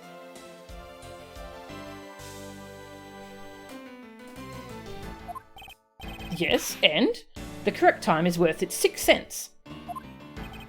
I would like you to take a look at this. If you believe this Sky magazine, clocks on this flight run in accordance with the time of our departure time zone. Of course, the movie schedule was also created with that in mind. Miss Tenero, for confirmation's sake, what time zone is this flight aligned to right now? Well, we made a short stop at a transfer point. That's right. It was in that small Asian country, the Republic of Zhengfa. But we didn't readjust our onboard clocks at that time. So right now we are still running on Borginian time. What? The time difference between Borginia and our destination is 9 hours. That's a big difference. It's fine, then Nero's just dead weight as usual.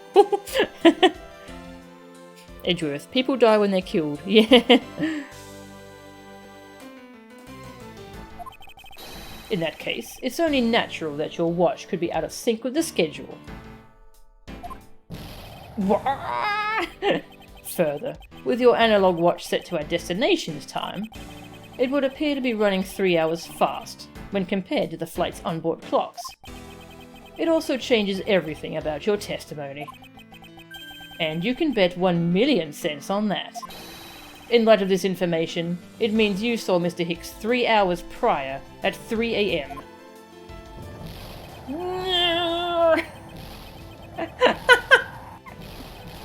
My 1,000,000 cents! This should clear up all of the remaining accusations. So this basically widens the time frame for the time of death, right? Yes. Because Mr. LeBlanc saw the victim enter the elevator at 3 AM, it means that the time of death could be anywhere from 3 to 6:15 AM. The question now is, where was Mr. Hicks during that span of time, and what was he doing? Okay. I've got something to say. And you are? Yeah, oh. I'm Cammy Meal. I'm a flight attendant. And what is it you wish to say? Well, I think your story's a little different from how I remember it. What do you mean, Cammy? I saw Mr. Hicks sitting in his seat at 5 AM, you know. What? How can you be so sure of the time? Oh, that's right. He pushed his call button while we were parked at the transfer point. Ah, the stop we made for refueling and cargo transfer in Zhengfa, correct? A message from iFly. This flight will be making a brief stop to refuel and transfer cargo in the Republic of Zhengfa between 4 and 5 AM. We ask that all passengers remain on board at that time. Thank you for your cooperation. And if you don't remain on board, you're going to be left behind.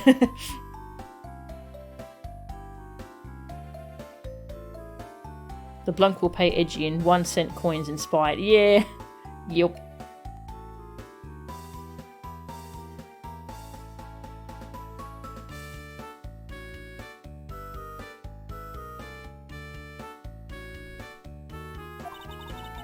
Yes, it was from 4 to 5 AM according to our clocks. And during that time, did any of the passengers leave, or did any new ones board this flight? No. Not a single person got off or on in Zhengfa. What about the flight crew? The few who were handling the cargo transfer might have temporarily gotten on or off. But eventually everyone, including Cammy and myself, came back on the plane. So basically, I can assume that no one left or got on since our initial takeoff. Interesting. I should keep that in mind. Well, that means the murderer is definitely on board, unless they were a stowaway. Refueling in Zhengfa. Yeah, and I answered his call. I can tell you Mr. Ackby Hicks was there in his seat when we took off again at 5 AM. Miss Mill's testimony. Alright, then that puts the time of the murder between 5 and 6:15 AM. Okay, now what time did you come down to the lounge, Mr. Edgeworth? I remember coming down here almost as soon as we left the Republic of Zhengfa. Ah! You were here the whole time from 5, yes? Then you are the only one who could be the killer. Mr. Edgeworth, were you really here in this lounge the entire time? From 5 AM onwards? Unfortunately, yes. But then, how do we explain the footprints? Is that not obvious? This man waited for Mr. Hicks here in this lounge. Waited to kill him. And then he put the corpse into the elevator. That is when the turbulence happened. My eyewitness testimony may have been mistaken, but what time I saw Mr. Hicks enter the elevator on the 2nd floor does not matter. Because the entire incident concluded here in this lounge. Everything happened in this lounge? Is that what you really believe, Mr. LeBlanc? Do you have another idea? I simply feel that there is something out of place in the scenario you presented. Is there something that can tie this crime to a location other than this lounge? Is it? A location other than this lounge. Now let's have a look through our testimony, our stuff. She's drowsy and chamomile is used to help with relaxation and sleep. Ah, okay. Actually didn't know. Well, I've heard that the name chamomile, but I didn't actually know what it was. Alright, Mr. Ackley Hicks was there in his seat when we took off at 5. Read stop. Not sure if that really helps.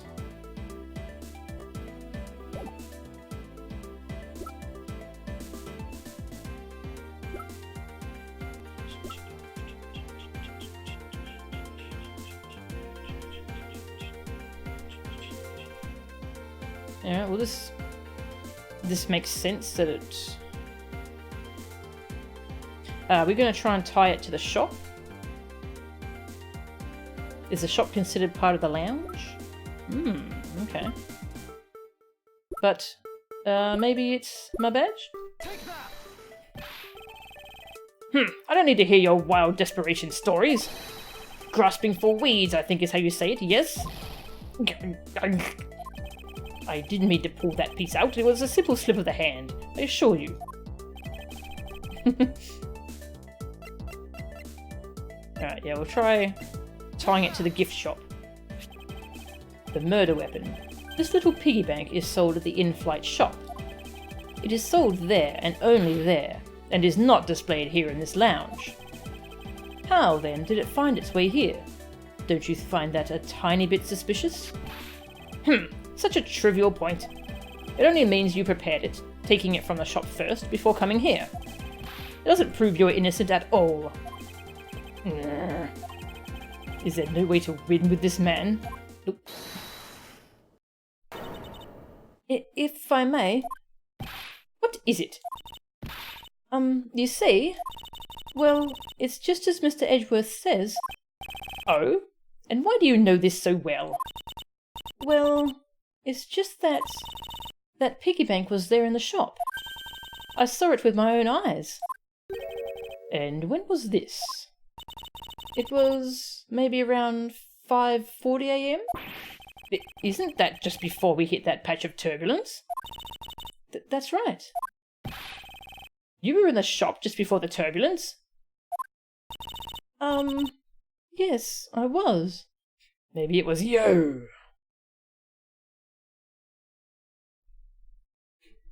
Ah, nice. Your video's almost done processing. That's cool. Flips the bird at LeBlanc. It was a simple slip of the hand, I assure you. Come to think of it, Miss Tenero, when I found the body, I believe you came out of that door. Yes, I did. And what is beyond that door? That's the flight attendant's room. Then you were on the first floor? Yes. I had to do something at the shop and in the flight attendant's room.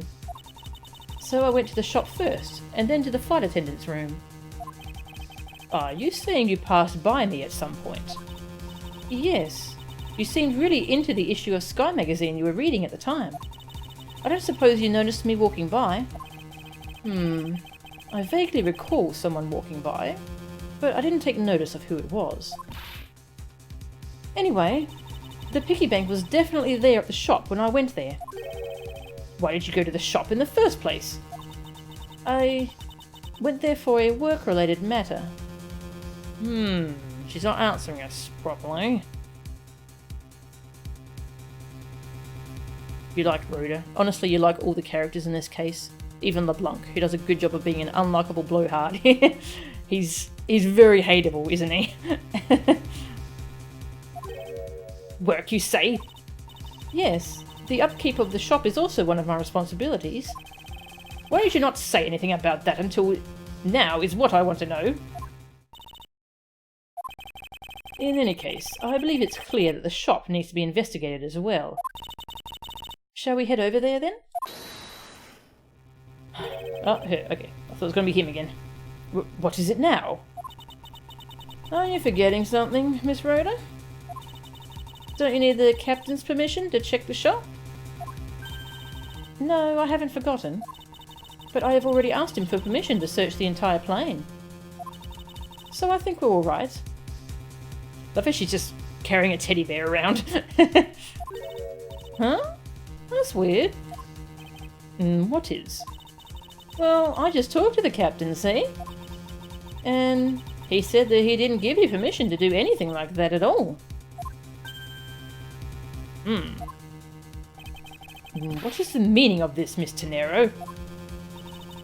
It means she's lying. Go on, admit that you are. You said you had permission to search all over, but you don't. And yet, here you are. You, flight attendant, what are you trying to do? Pull the sheep over us? Pull the sheep over us.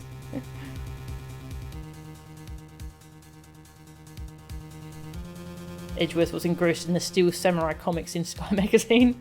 Edgy was only used in the magazine to cover the Steel Samurai comics he was reading. I hope so. The captain's calling for you, Miss Rhoda. Oh, but don't worry. I already got permission to search the shop from the captain. See, unlike you, I do things the right way. Miss Tenero, why would you do such a thing? Please excuse me. Oh, so that guy's just there, like...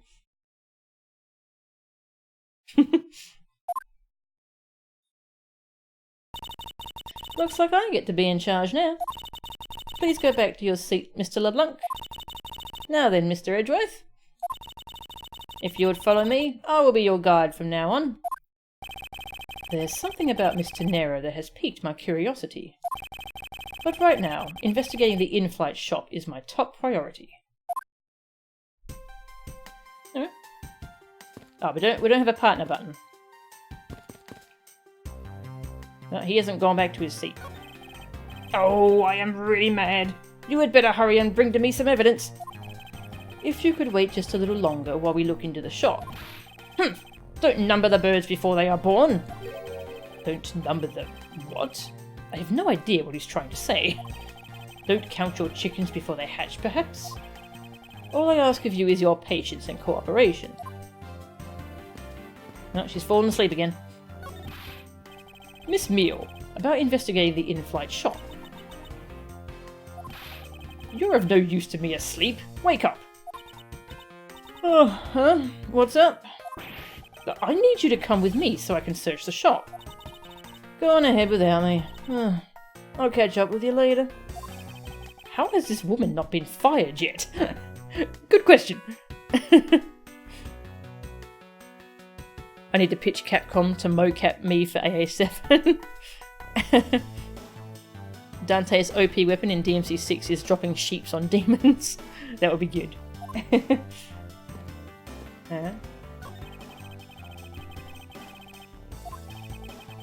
There is quite a bit of broken glass here. Please be careful when passing through the area. Huh? Did you say something? I said that there is glass here and to be careful. But why? Obviously, common sense does not register, even as a blip, on this girl's radar. Ooh, we got some different dialogue. Mr. Edgeworth, that's the attendance room. Ah, please excuse me. It was a simple mistake. You made a mistake, didn't you? Why don't you just come out and say it? That's exactly what I just said. I made a small mistake. Don't nod off while I'm talking.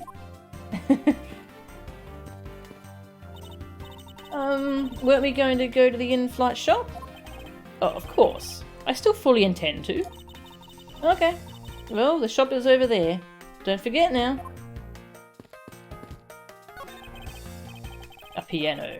It's been a while since I played one of these. It might not be a bad idea to brush up a bit after all this time. Of course, that's contingent on the outcome of this case. It's time to get investigating. Alright, now I just have mental images of him playing the piano. These counter windows offer a glimpse of the sky, but these clouds, they tell me nothing. Ah, now's not the time for me to stand here, making up soliloquies. I should be hurrying to the shop and investigating. After I re-examine everything. There's something written on the pedestal. Here lies Hugo Eyefly. Hmm? I don't think that's what they meant to write. Yeah, that's not a gravestone.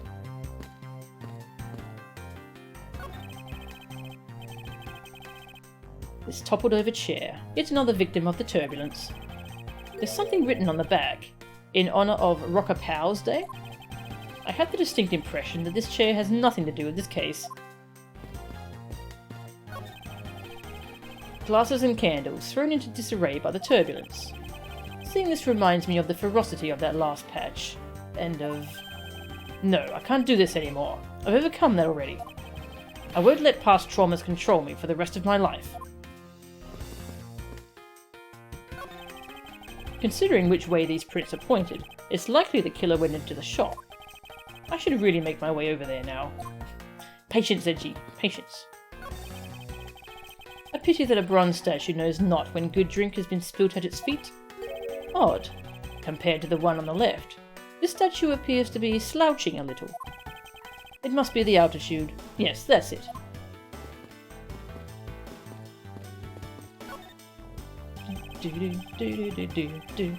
Yeah, nothing new here.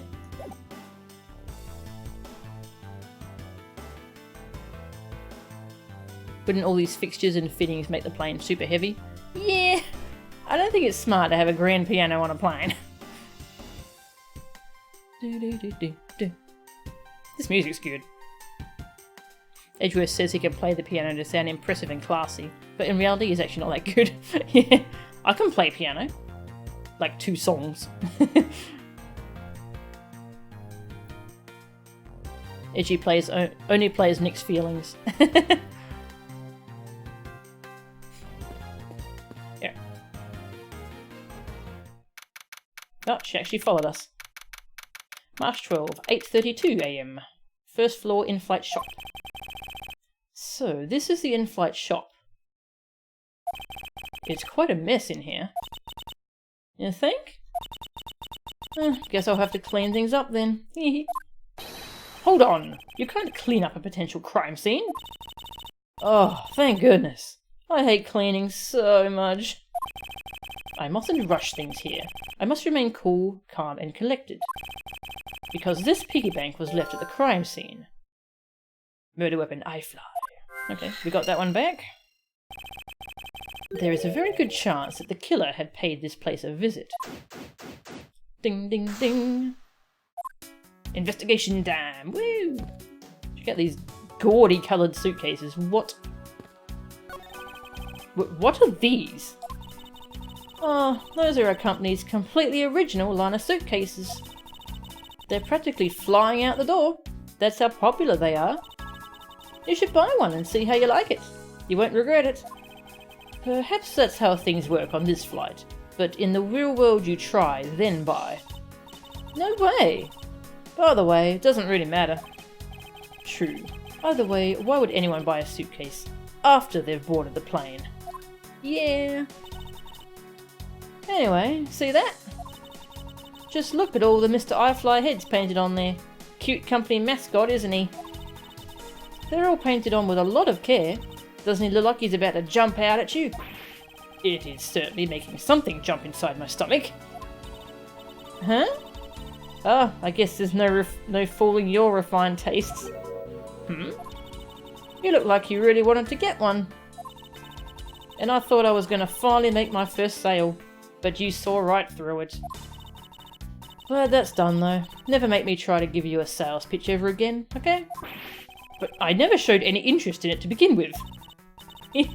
It really is pretty horrible, isn't it? You want to know something? This suitcase was designed by Miss Rhoda. Miss Tenero designed this? Yeah, it was a company-wide contest. Well, it does have a very sharp design sense. Sharp? Like stinky sharp cheddar, maybe? I really have no idea why the bigwigs decided to go with it. It's so... blah. Miss Tenero designed this, did she?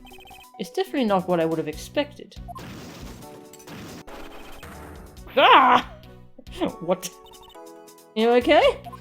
I'm fine. Please watch yourself, Miss Mule. Letting a suitcase freely roll around has got to be a safety violation. Planes shaking caused it to roll. In-flight suitcase displays can be hazardous. Piano stream when? That would be quite a mess. You would love to see Nick versus Edgy in piano. Would Nick play the piano? What would he play?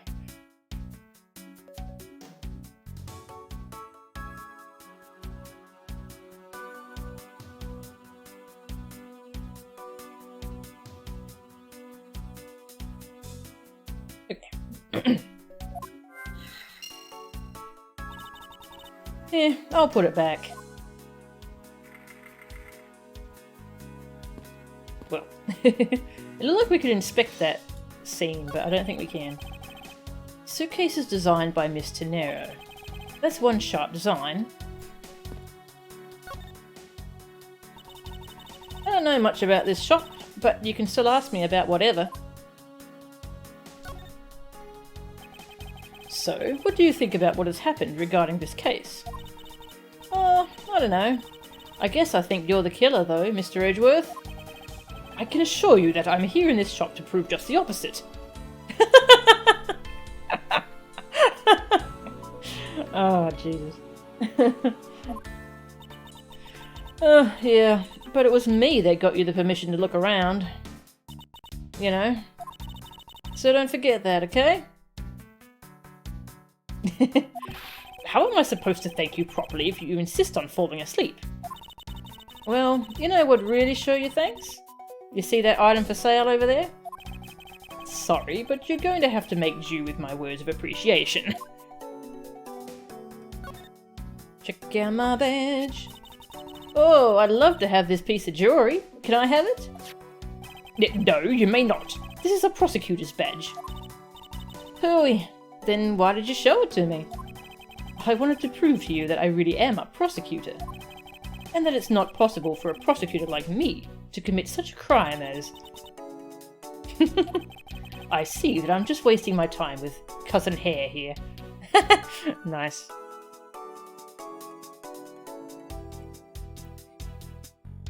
Nick both plays and cannot play the piano. Truly a man of many talents.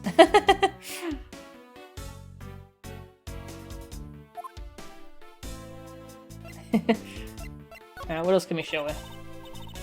So what is that? Are you gonna give it to me? Oh, but I'm not supposed to accept any presents. Unless they're really worth something. About the piggy bank. Miss Rhoda said that this piggy bank was in this shop, right? Don't you find her a tiny bit suspicious? I don't think I can say either way yet. There's not enough evidence to convince me that she was lying about anything back there. Are you sure about that?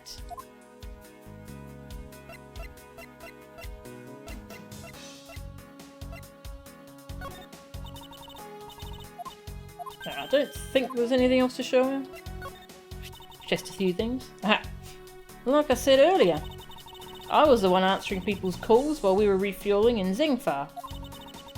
And Mr. Hicks was in his seat that time. At that time. What time was that again?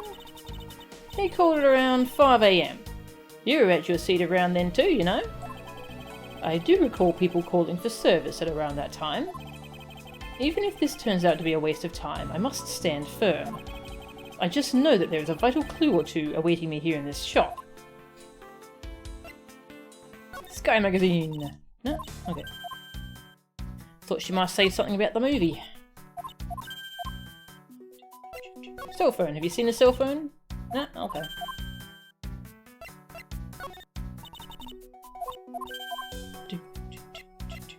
Wallet! No? Okay. And that's all of them. We've certainly never met a prosecutor who has committed murder. No siree. Yeah. Oh, that's right. Case 1-1 is set after. Yeah, this was 2... What was it? 2 days earlier? Yeah. Yeah. What's this? Inside this display case is a row of lifesavers and life vests for sale. I sell a lot of those when there's some kind of accident or something. But some people buy them even when nothing's going on. How about it, Mr. Edgeworth? Care to buy one? I sense that this shop is one shopper away from being sued. We got here gloves or something? Oh no, teddy bears. There are all kinds of luxury name brand merchandise for sale in the display case. And they're all lined up in just such a manner as to scream, "Buy me!" to any passers-by. The glass from this display case's door is shattered all over the floor. And it looks like there's nothing on display inside either. Hmm? Wait, actually, I think there is something. What's this? A mini captain's hat? Tiny captain's hat. I swear I've seen one of these before. Hmm.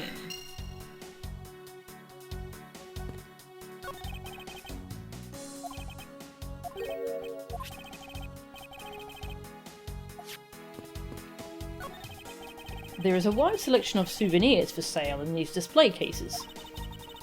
You know what I'd suggest? Sorry, but I have no intention of buying souvenirs on this trip. Okay, then how about you buy something for me then, as a present? I can't think of a single reason why I'd want to buy you anything. But I've had my eye on that pendant for such a long time.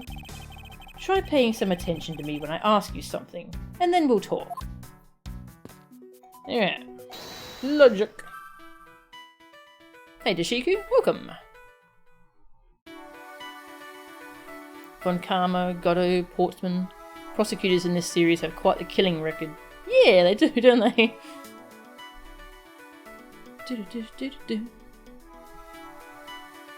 Does that hat drop meteors? If it doesn't, it's useless. Yep. Alright. So is the mascot meant to have a hat on? I'm wondering.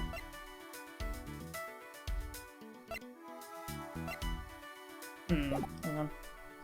Need more evidence.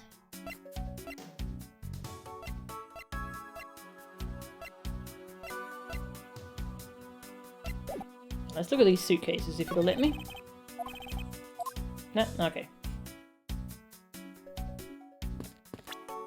Oh, it's from one of these teddy bears. Okay.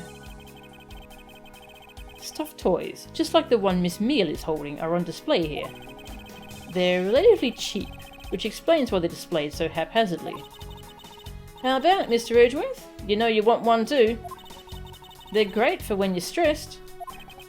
Why do I envision stuffed animal abuse when she says that? Well, I guess I show her the hat.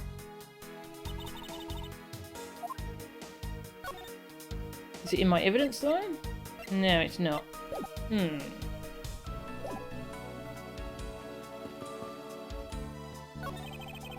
Beautiful flowers in a beautiful arrangement. I feel cleansed just by looking at them. Mr. Edgeworth, you're getting pollen all over. Oh, excuse me.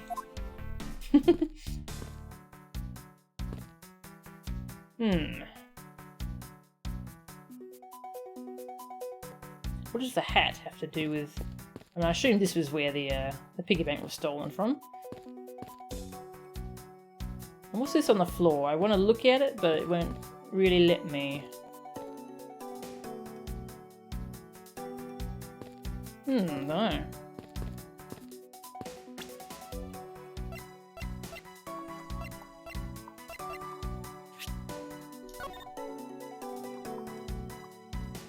I guess we... This has a hat here.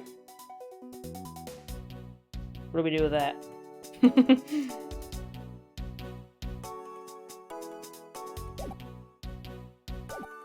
Yes, I'm guessing that piggy bank was supposed to have a hat. Okay, that's what I'm going to go with.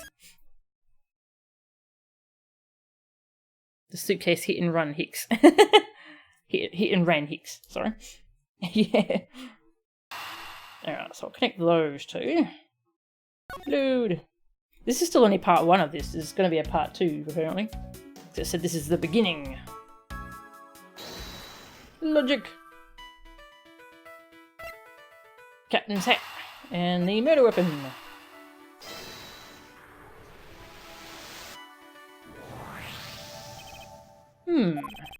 The hat probably used to be on the piggy bank's head. Let's give it a go and see.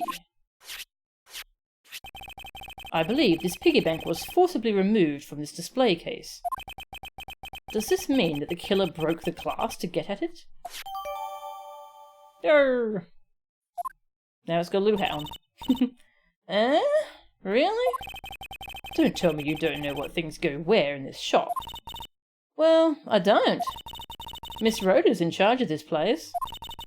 So, come on, how should I know anything? I sense that further inspection of this display case is needed. There. No, not that one. This one. I won't rest until blah blah blah. I expect every suspicious looking blah blah. Alright, what we got here? The glass on this door is broken. Perhaps it was the killer who broke it in order to take the piggy bank? But it's a bit odd that the inside of the case is so devoid of glass shards. Plus, the glass broke rather cleanly. Ah! But what is it? I touched the glass and it cut my finger. Don't do that. It hurts, Mr. Edgeworth. It hurts. Please tell me you can deal with such a minor cut on your own. Is this the same man as the one portrayed by the statues around the elevator? Yeah, that's a paperweight of the founder of iFly Airlines, Mr. Hugo iFly. On the bottom shelf we have the cute one, the middle shelf is the realistic one, and on the top shelf, that's the floral version. Floral? Are you sure about that? Let me guess. You just said the first thing that came to your mind, right? Looks like I hit the bullseye. Very good. You love these games because you can play them entirely with just buttons or the touchscreen. Yeah, I like that I can choose if I just want to move it around with the D-pad or if I want to actually use the stylus. That's pretty cool. Okay. Stop cutting your finger. Get a band-aid. iFly Airlines related books line this shelf. The history of iFly Airlines. The future of iFly Airlines. The 7 wonders of iFly. Fight on, iFly Airlines. Working name, Go You Airlines. I love fly. Ing. The titles make it very clear that they won't be making the top sellers list anytime soon. They could try selling some, good books. For security, there's a lock on this display case. Miss Meal, if I may ask you about this lock. The one who's in charge of the shop is Miss Rhoda, so... she's got the keys to all of the display cases. I see. Oh, I bet you want to buy something. Do you want me to go get the key from her? No, that's alright. What's this book down here? Oh, I want to look at the book.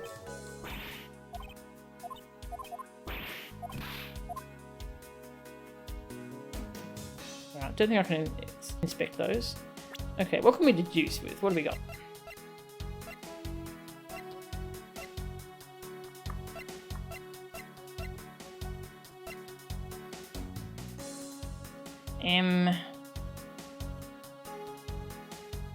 So I'm currently thinking, I don't know how to present it to the game though, that I think this fell out during turbulence.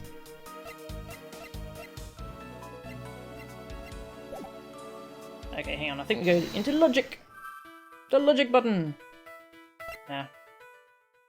We don't have the statue in here anymore though. I can try to deduce with the statue.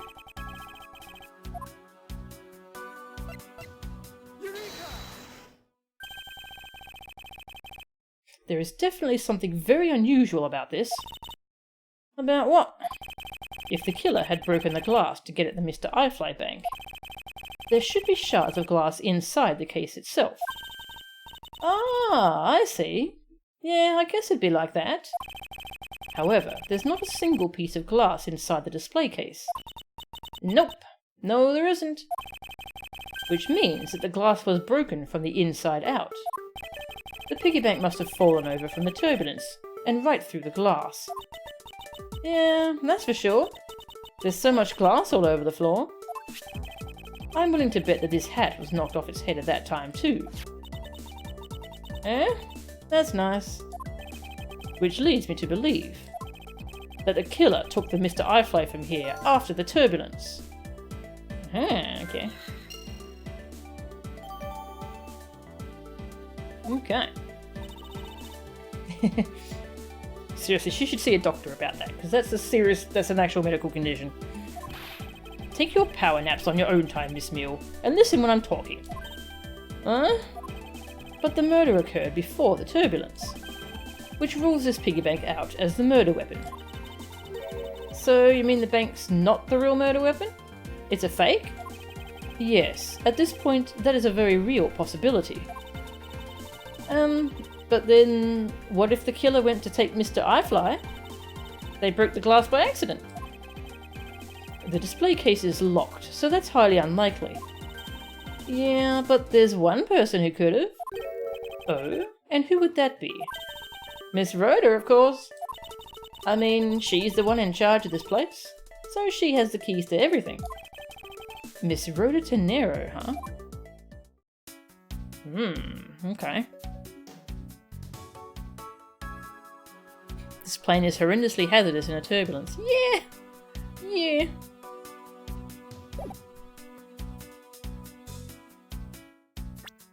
Well, we've updated this piggy bank several times. Let's go have a look.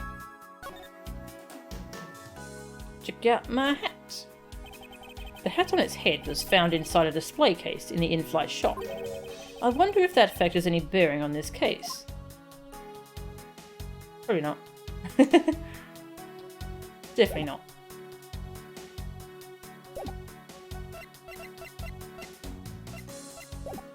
Alright, is there anything left to look at here? We'll find out. Okay, we're done here. Nice. We're done here.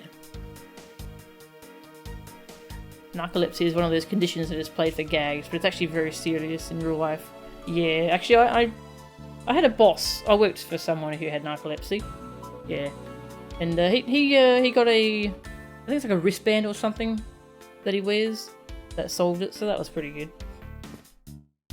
Yeah, what have we got in terms of logic? Alright, turbulence and suitcase. That seems like a pair.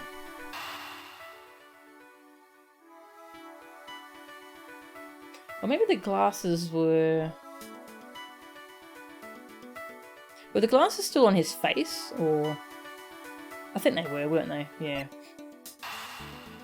Well, the suitcases probably went everywhere during turbulence. And did something. I don't know what. Yes, there is definitely something wrong here. What's with the sudden yelling? Tell me, Miss Mule, don't you think there's something strange about these suitcases? Oh, well, sure. They totally ooze strange. Like the colour and the such. That's not what I'm talking about. Now pay attention. Oh, you're scaring me, Mr. Edgeworth. Sorry. Okay. These suitcases are lined up a bit too prim and proper. Yeah, they look a bit uptight, don't they? But I guess they take after their creator. Again, that's not what I meant, Miss Mule. Don't you find it unusual that these cases are the only things undisturbed by the turbulence? Never mind, I'd sooner find an answer by inspecting these suitcases myself. Upon closer inspection, they really are quite hideous. I wonder how Miss Rhoda would have reacted if she'd heard what you just said. What's wrong? She makes a good point. It would be wise of me to watch what I say out loud. What's this? I've spotted something that's not quite right. What is so unusual about this suitcase? This one's got wheel guards and this one doesn't. But maybe it's the flowers!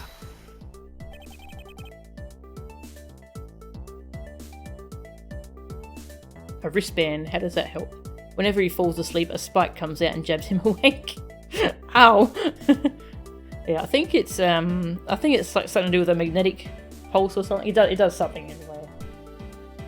It helped him a lot. This is what is so odd. I don't think it's that strange at all. Well, maybe not to that extent. I mustn't overthink this.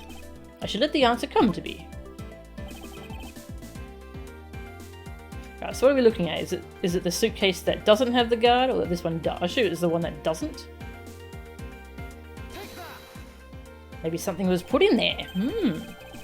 There's something very peculiar about these wheels. Huh? As in? As in, there are no stoppers in place on these. Without stoppers, one would think that the turbulence would have sent it flying. And? And so, it is very likely that the suitcase was placed here after we hit that turbulence. Let's take a closer look at it, shall we? Oh yeah, 3D. Here we are. Every AI case has a logic fragment that you get right at the start that is only used right near the end of the case. Ah, okay. Did these suitcases feature on Pimp My Ride? Maybe.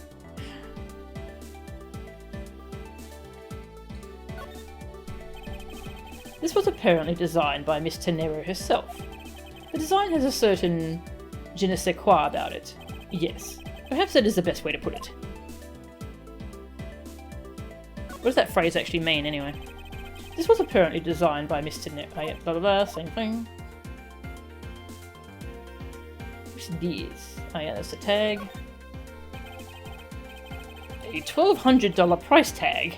Not exactly priced by someone with a conscience, I'd say. Yeah, I hope no one buys these things. It would appear to be unlocked. Let's take a look at what's inside. A second dead body! Nope, okay. A piece of cloth. And it's soaked with blood.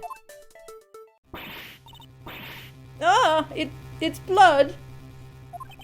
It appears that this suitcase is very strongly tied to our murder after all. Ding ding ding! So, explain this to me. What does this suitcase have to do with the murder? I believe it's pretty safe to say that the killer used this suitcase in some manner. Such as to move something, perhaps? But aren't you just talking about the cloth then? That alone is too small. A larger item would be needed to move what I'm thinking of. The thing I believe the killer used this suitcase to transport is... I guess we're talking about the body. But I think my badge would also fit in there. Miss Mule, wake up! Huh? Did you say something just now, Mr. Edgeworth? I mean, I don't know. But I don't think that's it. Oh, this? No, I was just seeing if you were awake. My real explanation begins now. He's good at covering up his mistakes. Is she really asleep?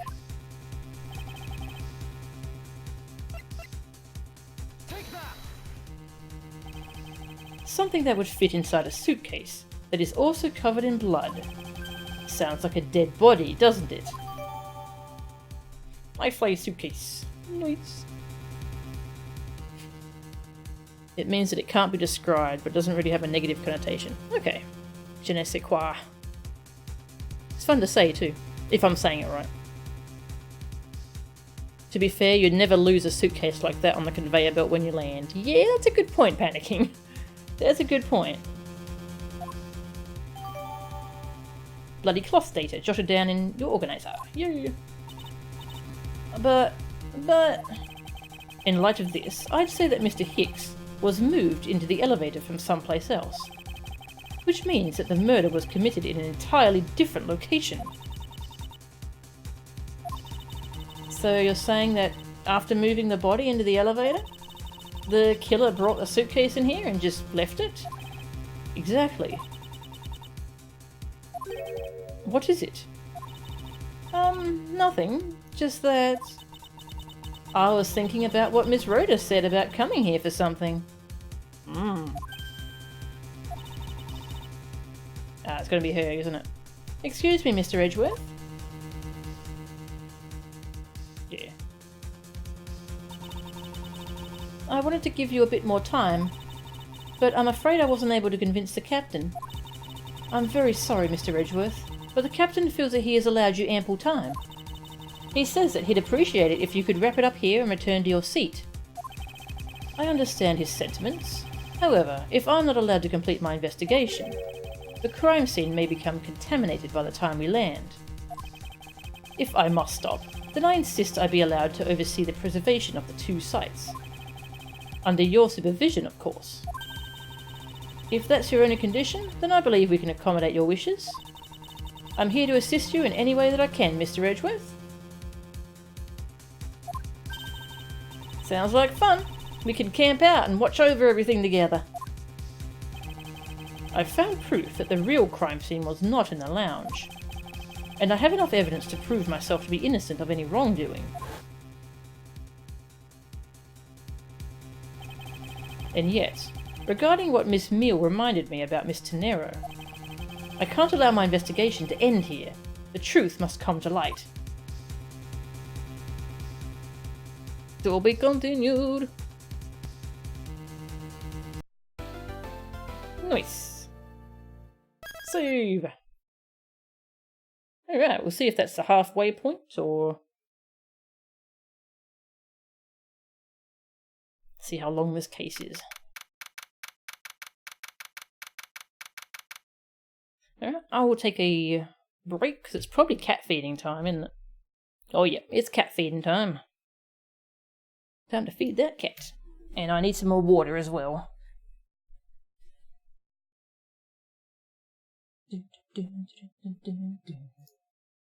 Okay, I'll leave you all with some music. And I shall be back in about 10 minutes, I'd say. Alright, I'll be back.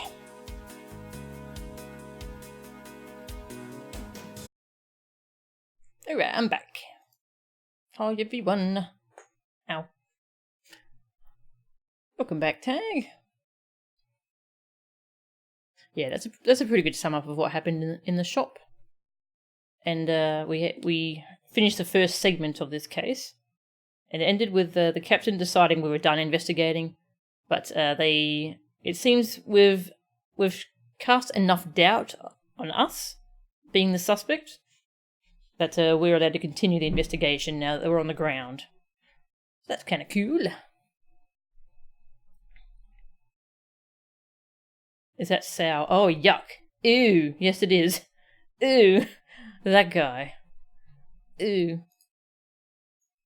Also, Cammy is a highly irritating character. Oh, I kind of like her, actually. She's kind of funny.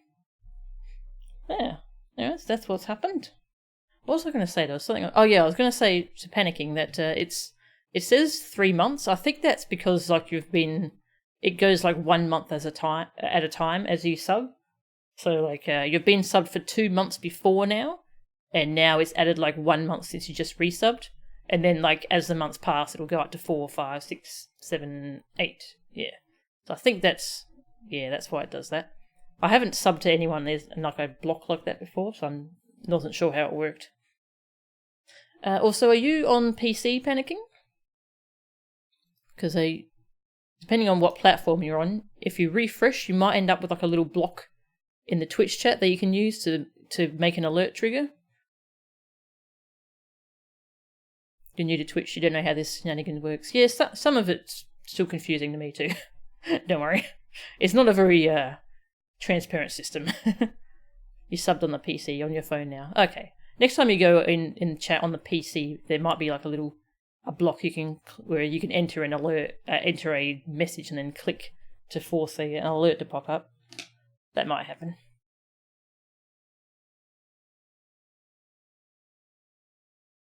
Yeah, then as each month goes by, that block will reappear and you can trigger it again. Okay. Whoops. I got water on my 2DS. That's not okay. Get that water off of there. Thanks, Tag. Thanks, Alyosha. Okay. I'm not sure if we can, depending on how long this takes, so we're almost at the 3-hour mark already. Depending on how long this section takes, I'm not sure if we can finish this case today. I might have to end it early to go get some dinner. But, we'll just see how we go. Bang, bang, bang, pull your sub-alert trigger. Yeah, exactly. That's what it is, basically. Alright. March 12, 1 PM local time, Hope Springs Airport. I know that once we had landed, I'm supposed to let the local police take over. And thanks to Miss Tenero and Miss Meal, I was able to preserve the crime scene. But I just can't shake it. I wasn't able to talk with Miss Tenero in private. Also, Tag, we suspect Miss Tenero of ill-doing. She's a bit sus at the moment. So I'm left wondering just what was she up to? And why did she do what she did? There must be a way for me to continue my investigation. Is that who I think it is? I've been expecting you, Miles Edgeworth. Hey, it's Franziska! Franziska? I thought you were still in Germany. I go where I am needed. And wherever there are criminals to be caught. Her name is Franziska von Karma, the daughter of my mentor, Manfred von Karma. She, like myself, is a prosecutor. Are you heading up this case? It would be a bit of a relief if you are. Don't you try to flatter me, Miles Edgeworth. I'm placing you under arrest. Oh god. Just have Steve stuff food in my mouth as I complete the stream. Yes. What? It's quite frustrating, actually. I had hoped to exact my revenge on you in a different venue. But I'll have to take what I can get. I never thought I'd see the day when a disciple of the House of Von Karma would become a criminal. Have you no shame? But wait! It has all been a big misunderstanding. I didn't kill the victim. A misunderstanding? I heard all about the murder over the police radio from the captain himself. You waited for the victim on the first floor, and then beat him to death. Franziska, do you honestly believe that I killed a man? I suppose I should reserve judgment until after I have investigated this for myself. I can put your arrest on hold until then. That's as it should be. Ha! I don't need a lecture on how to perform my duties from you of all people. To be perfect in every way, the fulfillment of that creed alone is all I strive for. Well, I have my own creed which I must fulfill, so why don't we solve this together? Yes, please! I have to get going. The crime scene awaits. Don't you dare leave town. Trust me, I had no intention to. Detective Gumshoe. Yes, sir. Too slow. Oh. Ow. Listen up. I'm leaving you in charge of watching this man. Don't mess up, understand? Mr. Edgeworth? I'm supposed to guard him? A simple yes or no, detective. Yes, sir. Understood, sir. You just leave it to me. Miles Edgeworth. If you interfere with my investigation, I'll arrest you on the spot. Are we clear? Now then, if you'll excuse me. Good to see you again, Mr. Edgeworth, sir. Boy, am I glad to see you're okay. Thank you, Detective. I believe in you, sir. You can lean on me. I'll get you through this. I have to admit I'm a bit curious as to what Francisca is up to. Maybe I should ask the good detective. Yeah, they made a slightly different version of Edgeworth's theme for Francisca. I'm not sure how it's different. But yeah, I think it's a different one.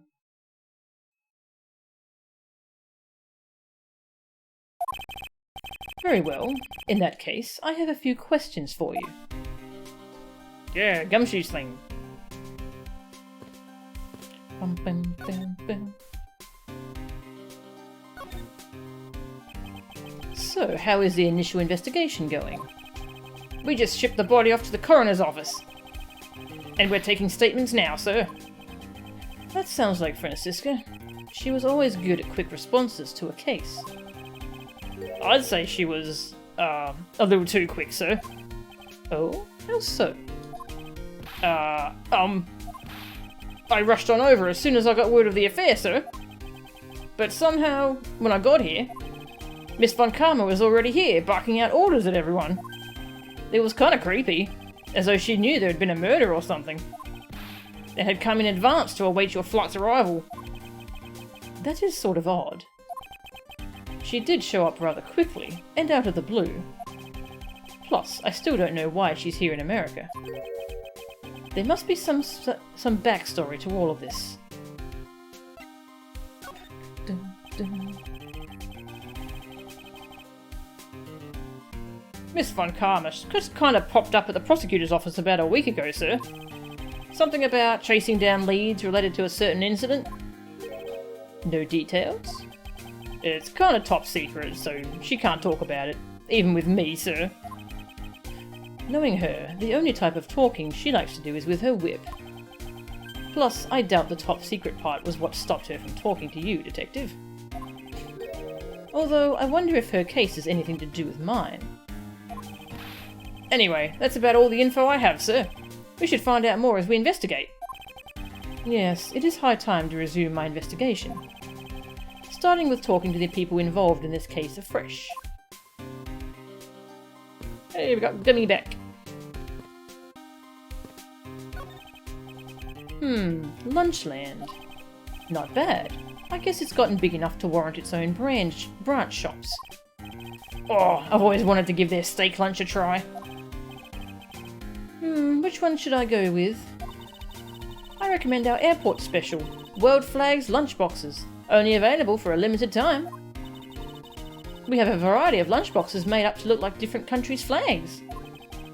If you really want one that badly, Detective, why don't you go ahead and buy one? Is that okay, sir? Thanks! Alright, then I'm really gonna get one. Here I go. Excuse me, miss. I'll take a Star-Spangled Banner lunchbox, please. I hope he's aware that's the most expensive one on the menu.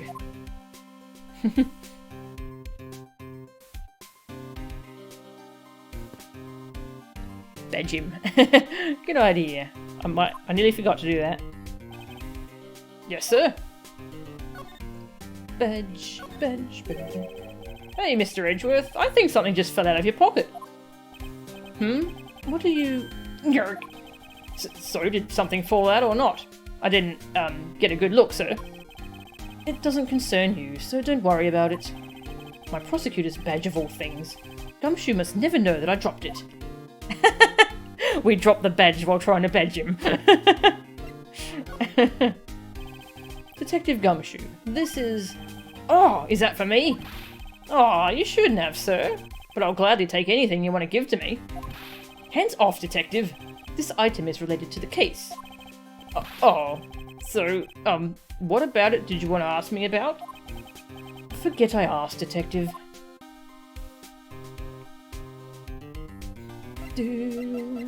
What can we show him that he might have a comment on? Not that one. And now we try every item, just so we don't miss any dialogue. do do do do do. His theme is so good.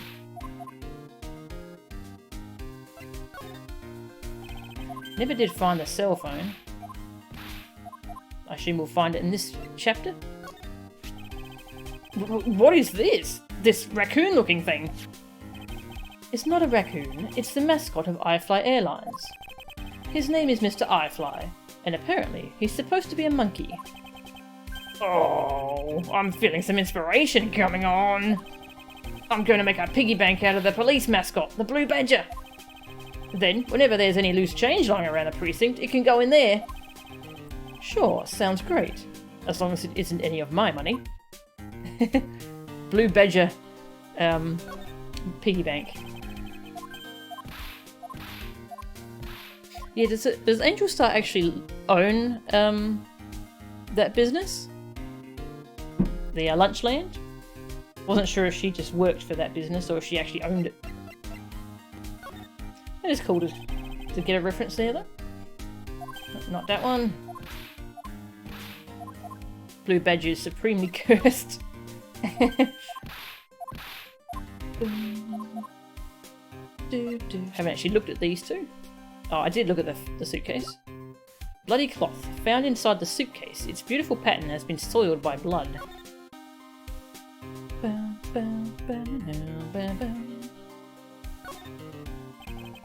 For there to be this much blood on this piece of cloth, was the victim wrapped in it at some point?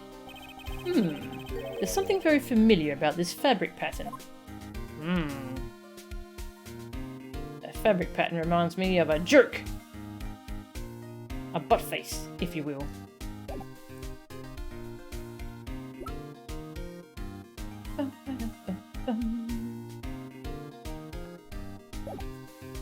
Check out this gaudy suitcase. So, this design. It's so postmodern, sir. Postmodern, you say? Yeah, especially this alien-shaped handle here. You can really feel a connection. Connection. Right. Detective, please stop with your horrible impression of an art critic. But I was only telling you my honest feelings, sir. Aww.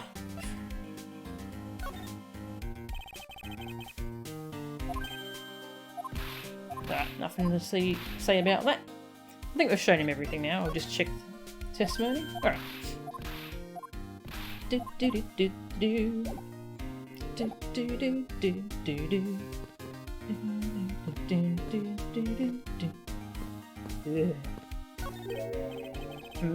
Looking from behind. I think I've seen this man somewhere before. Nom nom nom nom. In Soviet Russia, world flags lunchboxes eat you. Mr. Edgeworth, we've got to get him some water. Found it, lol. Oh, I feel a wave of creative powers coming on. It's over 9,000 lols. Hatred. For my next lead movie, it's going to be the Steel Samurai Warrior of Neo Tokyo versus the World Samurai Champion of Earth. It's going to rock so many boxes. Phew, good thing it was a false alarm, right, Mr. Edgeworth? So the Steel Samurai is finally getting a movie. Completely ignoring me as usual. Oh. How does Edgeworth feel about this guy being the being behind Steel Samurai? What a view of the planes preparing for takeoff. I want to ride a plane someday and go overseas. Have you never been to another country before, Detective? Nope, not yet, sir. I don't even have a passport. But I've been saving up for that eventual someday. A penny a day, to be precise. At that rate, he won't be making any trips until well after retirement. Yeah, so give him a raise, Edgeworth. My gosh. Give him a raise, you jerk. This child seems to be happily enjoying the sight of so many planes. I'm all excited to see this many planes too. Just look at the size of these things. Do you like planes too, mister? The balance between the main wings and the tail wings is really something, huh? Ha! It seems that this child derives its pleasure from a different aspect. Oh, but I've also got a thing for the shape of the wings too. Here, mister, you can stand next to me. So about that plane's wing. Thank you, Detective, for leaving me out of this conversation. I don't know what that conversation was supposed to be. This man was in first class with me. He was quite shaken up by the whole affair. I'd be pretty scared too if I got caught up in a murder investigation, sir. Oh, I did it. I made it the whole flight. I'm not scared of turbulence anymore. Oh, this life vest is proof I made it alive. It's now my prized possession. How could you just take that from the plane? It's okay, Mr. Edgeworth. It's got nothing to do with the murder, at least. He stole the life of the preserver.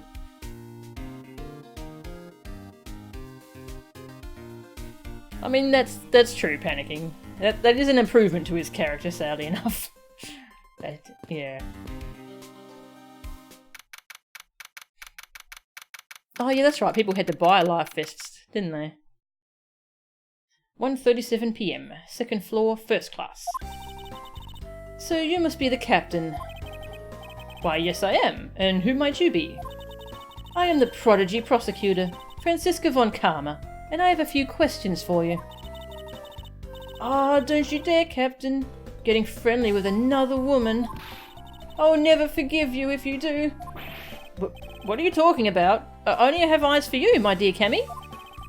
I wouldn't bet money on our dear captain to be much of a reputable person. Sure you don't want to ask the captain some questions, sir? He was in the cockpit the entire time. I highly doubt he would know anything of use. Anyway, I like to leave that type of witness to Franziska and her whip.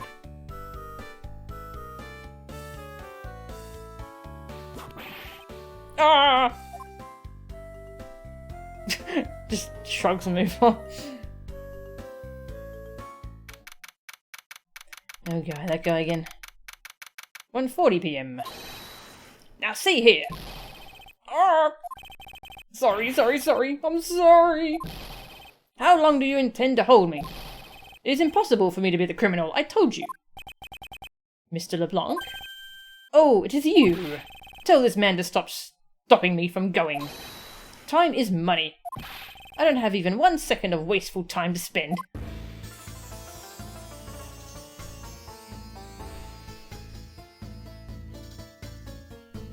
Life vest different from life... Oh, okay. Oh, yeah, that's right. The life preserver is the ring, yeah. Alright, where do we start? Talk to you, I guess. Did you finish taking his statement yet? Yep, all done, sir. I do not concern if you're not done examining the cargo hold. I want my cargo back. Oh, yeah. If you make a single scratch on my art, you will pay. Art? What sort of art? Mr. LeBlanc is an art dealer, so he's got a bunch of artwork down in the cargo hold, sir. There's practically a mountain of them, large and small. From folk costumes to stone statues, I sell all kinds of arts. Folk costumes? Speaking of which, Mr. LeBlanc's hat. It kind of looks like that other piece of cloth. Check out my badge. You! I can say you have the guts to show me a piece of art at this time. But from a single glance, I can already tell it is mostly worthless. Ha!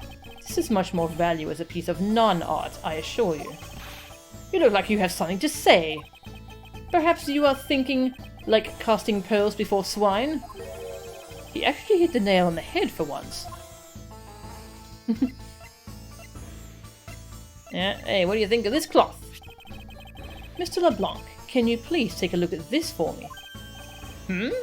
Oh, it's a Virginian cloth. As I suspected. Your hat is made of the same material, I suppose? Yes, of course. This fabric is so famous. Orders come from over the seas for more. Okay. Then this is the cargo you were talking about earlier? No. My cargo this time is much many gigantic. Yo, detective, when can I have my cargo moved? You can get your cargo back when we're done investigating, pal. The stubbornness of you police, it is no good. And it is no good that an attendant refuses to exit the attendance room too. That attendant? I wonder if he's talking about Miss Tenero. Interesting. LeBlanc just insulted my purchase. Well, he's a jerk.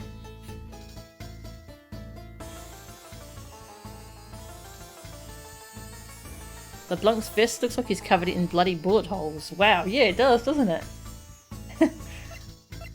Alright, what else could we...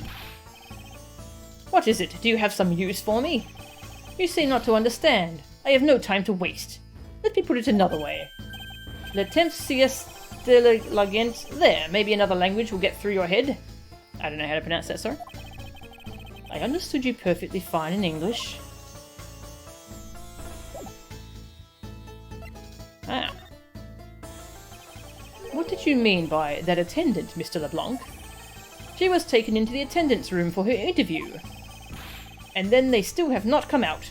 They make no sign of coming out either. I was finished with my own interview much earlier, quicker than her. Why is Miss Tenero's interview the only one that's taking up so much time?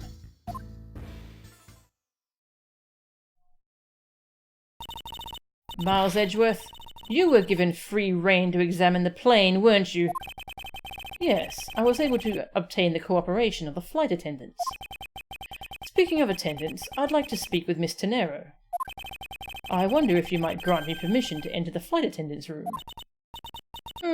Before I do, you still have to clear up a few issues surrounding your own circumstances. I understand. You may have tricked those attendants with your sophisticated talking, but you can't pull the wool over my eyes, Miles Edgeworth. Oh dear. Francisca's logic. Let's not complicate things and go with the most obvious conclusion. The scene of the crime was here, in the very lounge the body was discovered. From the time the victim was seen calling for an attendant until his body was found, the only person in this lounge the entire time was you, Miles Edgeworth. This unmistakably makes you the likeliest suspect. The likeliest suspect, Francisca? Do you have a problem with that? No, but it's not like you to use such vague wording. You're usually a bit more absolute. I'm simply trying to watch out for you. Or is my kindness too hard for you to comprehend? Thank you, but your leniency is unnecessary, for I will prove my innocence soon enough. If I want to continue my investigation, I'll have to break her line of logic, fast.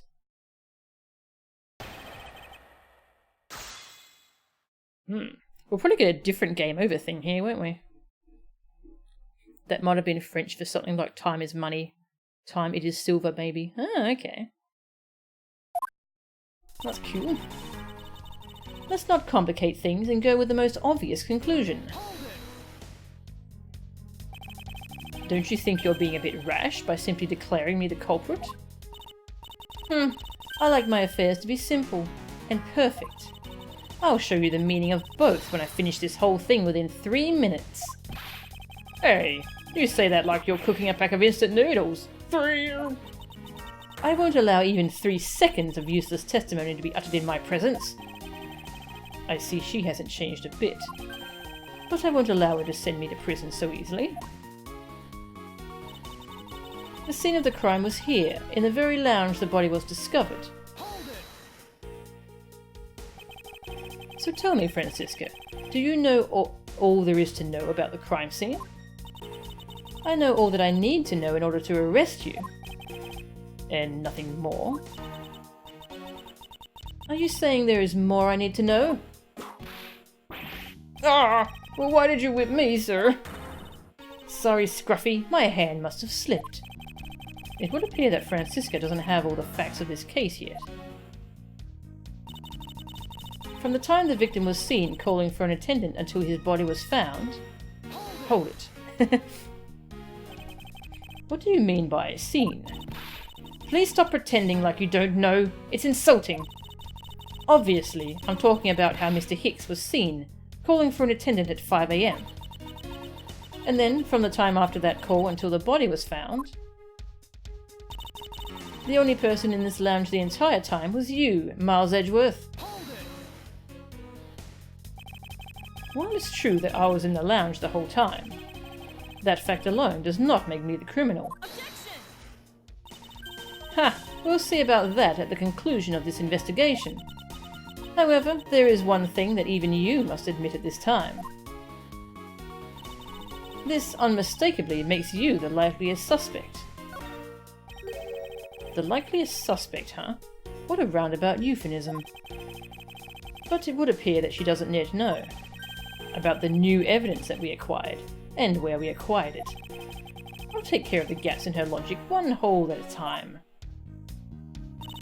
Whoop.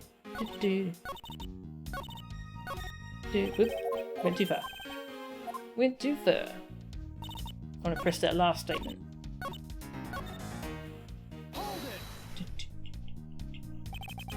Under the circumstances, I suppose I can agree that I am the most likely suspect.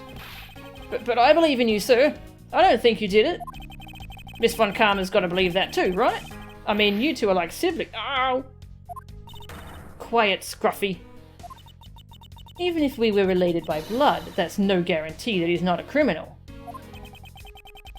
Francisca, I demand to see some proof that you are not the guilty party. The likeliest suspect. Alright.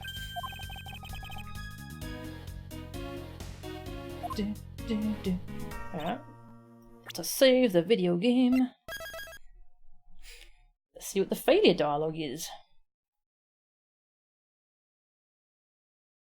Saving. There we go.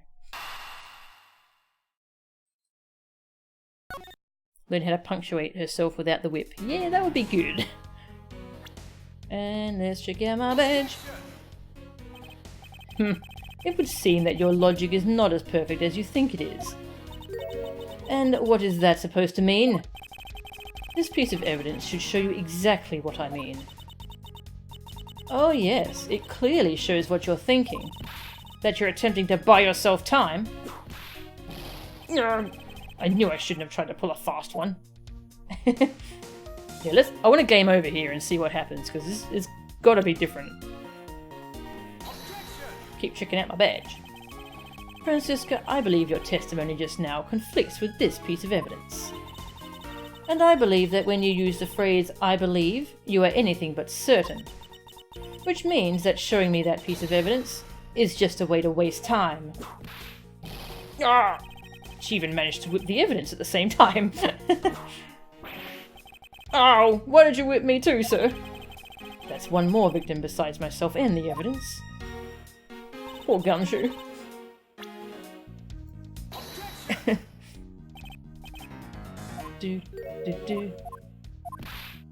You lose health. You lose so little health in this game. Oops. It's in my badge. This piece of evidence perfectly exposes the flaw in your logic. Oh, well then, why don't you show me how it does just that? Go on. Oh, I bet it's this part, right? This conflicts with something, right, sir? You have no idea what you're talking about, do you? Detective Gumshoe, don't speak up when you don't know what you're talking about. Oh, I was just trying to follow your lead, sir. That you would allow a subordinate to take over. You're a disgrace. I guess that wasn't it. Oh, he tried to blame Gumshoe. Badge. Check out my badge.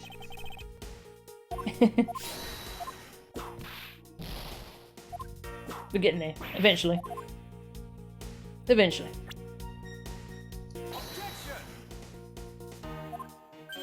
If I had a fast forward button, I would press it. I kind of have a fast forward button for the dialogue, but I meant for the whole game. This is why you subbed. No worries. Might as well drink some water while we do this.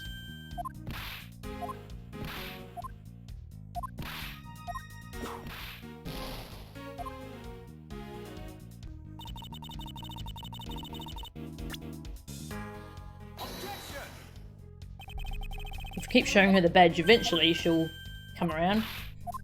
Eventually she'll respect the badge. Alright, she's got one of her own, right? Badge emote win. Yeah. Good point.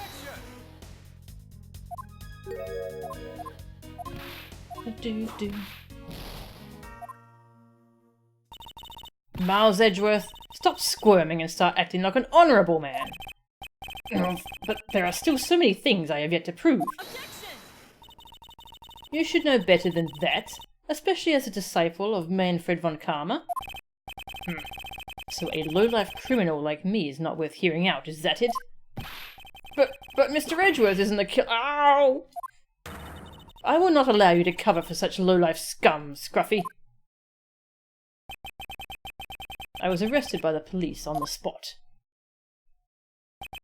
And the truth was lost forever. The question is which badge? Ooh, that's a tough one, actually. Which badge? Oh wait, this is middle, apparently. This is middle, not end. So there's a lot more of this case. So this is going to be a three-parter at the least. Huh. Well then. Okay. Alright. The scene of the crime was here. But we found this bloody cloth in the shop. That's not it? Oh, okay. But this case is a three-part, still a ways off. Okay. So if I'm getting hungry, I'll just save and end, and then we can come back and try and finish it next time.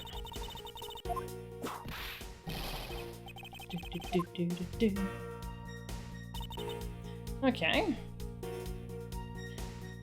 Am I proving the... Am I showing her the foot... Oh, I don't need to save. We have like 1 billion health. Am I showing her the footprints? Maybe the suitcase to... Yeah, there we go, to prove the body was transported. It would appear that you did not have all the information you needed after all. And what does that mean? I found a nice piece of evidence just before I was forced to stop investigating. A piece that proves that the body was moved from a different location. The killer used this suitcase to move the victim's body, meaning that the real scene of the crime is not this lounge at all. Now who's the one rashly jumping to conclusions? Excuse me. All you did was find this piece of cloth inside the suitcase. That doesn't prove that the body was moved. It could be that the killer simply chose that suitcase as a good place to hide the cloth. I expected you would come to that conclusion. It would seem I can't escape that easily. You should know better than that. A von Karma is perfect in every way. Ah, but did you know that the killer definitely wheeled the suitcase around at some point? As if there is proof of that. Where is the proof that this suitcase was moved around? It's the fact that there's no...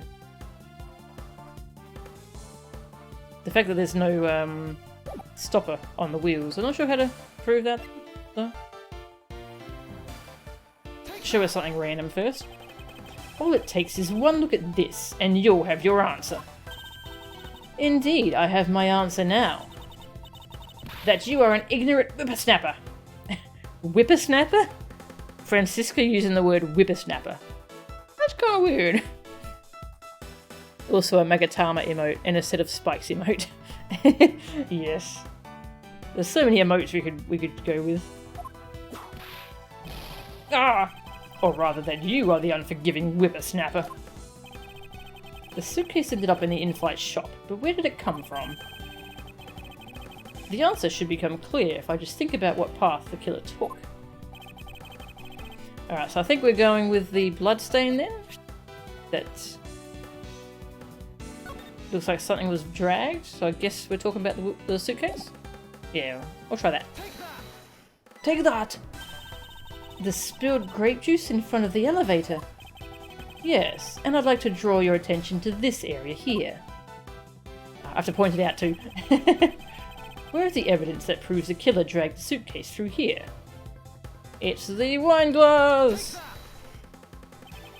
Take a look at this. And what exactly am I looking at here? I don't like to repeat myself, but I suppose it can't be helped if you didn't spot it on your own.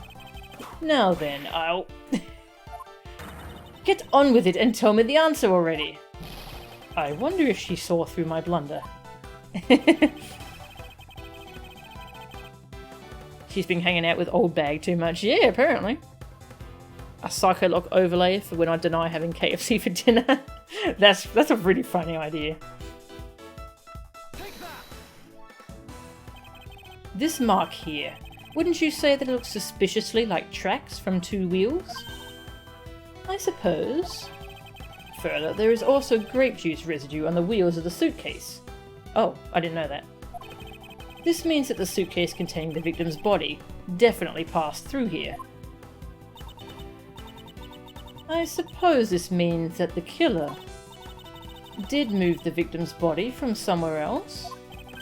I'm glad you've come to your senses. Not so fast. This still doesn't put you in the clear. Not by a long shot. Oh boy. Francisca's Logic, Part 2. You prepared yourself and acquired the piggy bank before the plane hit that turbulence. And then you waited for the victim in the lounge, where you beat him to death. Then, while you were in the elevator with the victim's body stuffed into the suitcase, the plane hit that patch of turbulence, and out flew the body from within the suitcase. With no way out, you hastily put the suitcase back where you had taken it from, and pretended to be the discoverer of the body. Not a bad bit of logic for something you thought of on the fly. Just what are you insinuating? That I will show you exactly how flawed your logic is. No matter how strong of a face you put on, not even you can hide your fears from me. I'll expose the flaws in her logic in one fell swoop. You're still sad we never got the Franny versus Old Bag showdown. Yeah, that would have been great. You prepared yourself and acquired the piggy bank before the plane hit that turbulence. And how do you suppose I was able to take the piggy bank out of its display case? As I recall, the case was locked. That's easy. If the case was locked, you simply had to hit the glass, like this. No! You've shattered my heart of glass. So she wants to talk about the in-flight shop in the Mr. Irefly Bank, does she? That takes care of how you obtained the murder weapon. And then you waited for the victim in the lounge, where you beat him to death. I thought there wasn't any of the victim's blood found in the lounge. I thought you'd say that. What, did you think I wouldn't have noticed? I think you just found a way to cleverly hide the blood splatter in the lounge. By accidentally spilling grape juice on top of it. Gah, are you accusing me of tampering with a crime scene now? We'll see, won't we? The forensic scientists are hard at work on that as we speak. And what do you propose I did after that? Then, while you were in the elevator with the victim's body stuffed into the suitcase. So I put the victim's body into the suitcase, and then? Where was I headed, Francisca? That's pretty obvious. You were bringing it to first class, where you could safely keep an eye on it. We're talking about this thing, you know. I'd hardly call it discreet or ordinary. Annoying brat. Well then, you were intending to leave it inside the elevator. But unfortunately for you, a wrench was thrown into your plans because the plane hit that patch of turbulence, and out flew the body from within the suitcase. Her logic's just real all over the place here. You've experienced turbulence on a flight before. Of course, many times. You get used to it after a while. The patch we hit was especially rough, and I passed out briefly, but only for a second. Actually, it was 10 minutes, but good thing it was only for a sec, sir. It'd have been bad if you had really blanked out. Yes, indeed. He's lying. Unfortunately, blanking out is exactly what got me into this mess in the first place. That's enough of your idle chatter. I'm not through with you yet, Miles Edgeworth. With no way out, you hastily put the suitcase back where you had taken it from. If I really were a criminal, do you really think I would be so easily caught? Objection! You are certainly in the middle of being caught right now. I have to find a contradiction fast, or I won't have much of my own hide left to save. I have to say, you are looking rather caught right now. And I'll tell you exactly what you did after that. You loitered around in the lounge and pretended to be the discoverer of the body.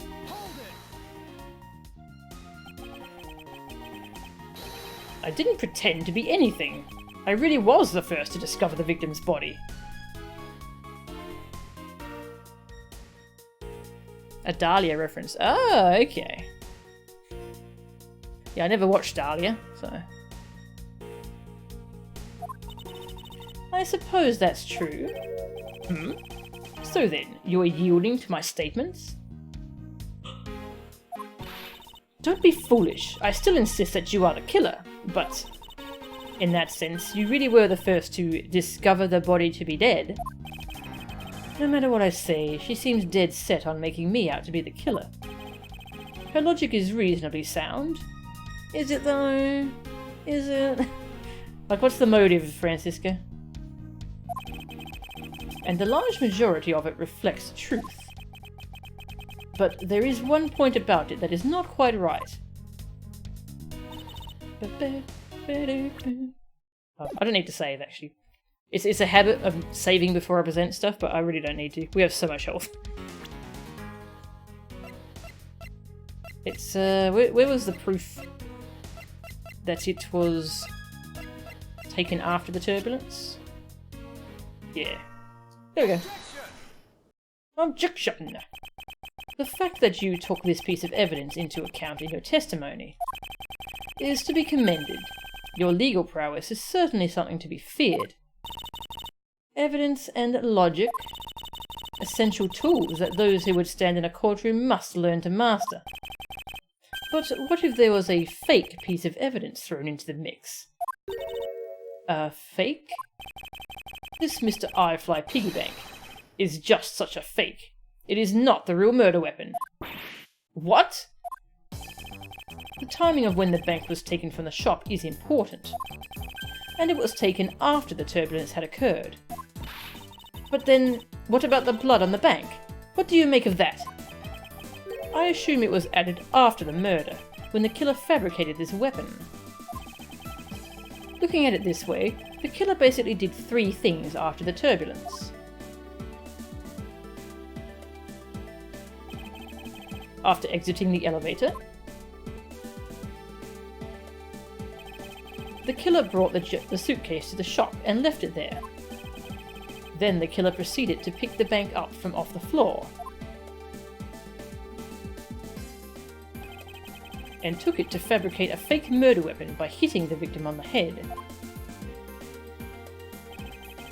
Finally, the victim's wallet was planted on my personage, in my pocket to be precise. Everything was done so that I would be framed for the murder of Mr. Ackby Hicks. You there! Yes, ma'am? Other than this piggy bank, was anything else resembling a murder weapon found? We didn't find anything in this lounge, or in the shop that could be used as one, ma'am. Most of the items that could have been used have been broken during turbulence. Most of the items that could have been used were broken during the turbulence, and the remaining items all tested negative for any trace of blood. Wow, they're thorough. Already checked everything.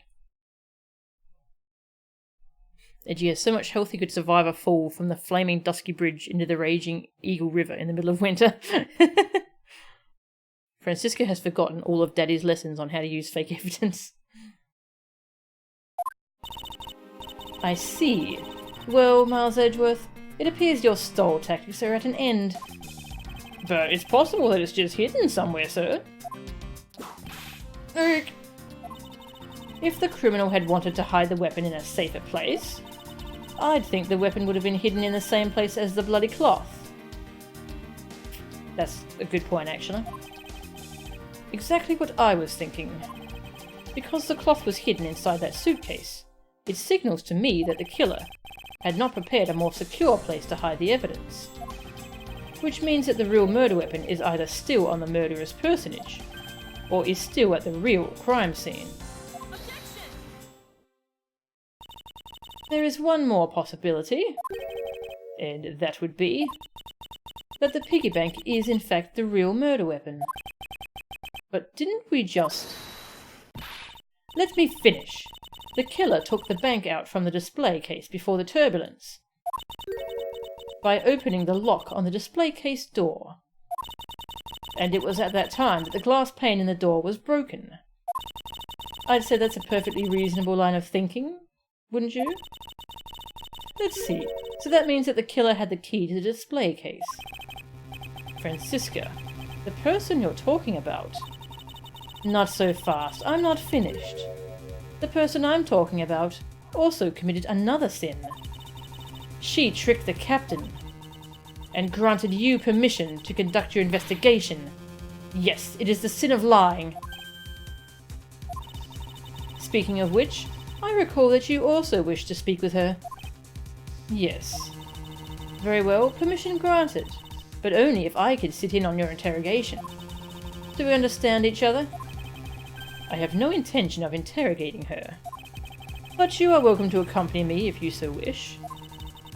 Miss Tennero is in the flight attendant's room. Let's move. Hurrah!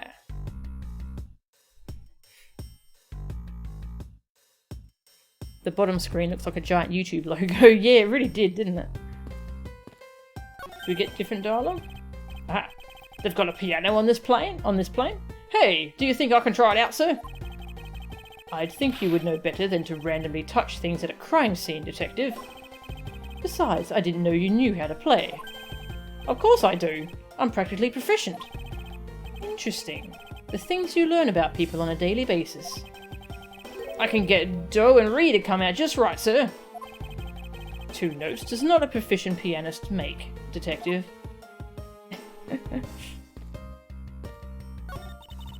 Miss Tennero is in the flight attendant's room. Let's move.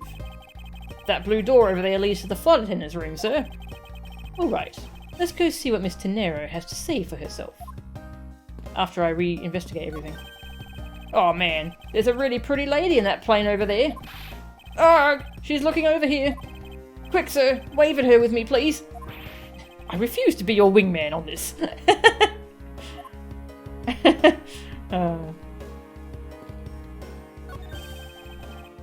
Edgeworth confirmed, not wingman material. Hey, this statue. What about it, detective? Did you notice something? I saw this guy in a dream last night. The resemblance is uncanny, sir. You saw him in your dreams? Well, yeah, I saw him and then I arrested him. I wanted to show you just how vital I am in our partnership.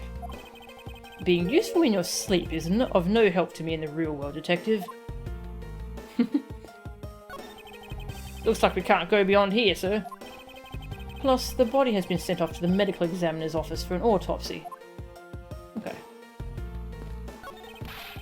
Ah, Mr. Edgeworth, you have to see this chair. It says, in honour of Rocker Pals Day. And what exactly is the big deal with these Rocker Pals? They're a seriously sweet Swiss superstar rock band, sir. Ah, it makes me want to listen to one of their songs right now. Sorry, I got lost in that forest of S's right just now. Do you want me to explain it to you again? You know, detective, I think I'll have to take a rain check on that, regrettably. Regrettably.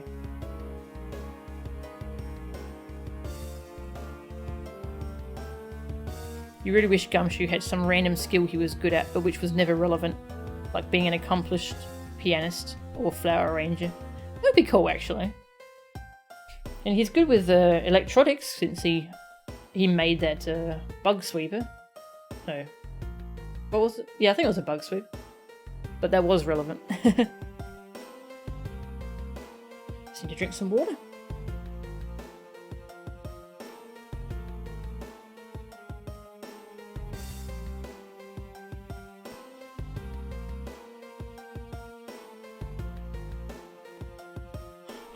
Alright, anything else to inspect before we go?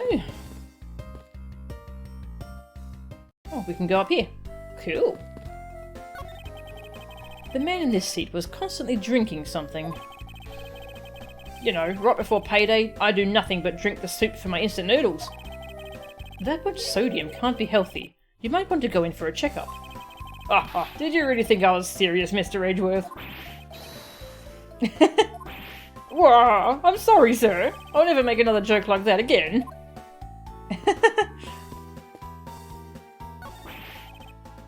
What's this? What is it, detective? Did you find an important piece of evidence?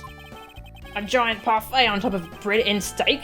Paint me jealous, sir. It's a feast. Maybe I should just let him have the giant parfait so that we can move on. Hey,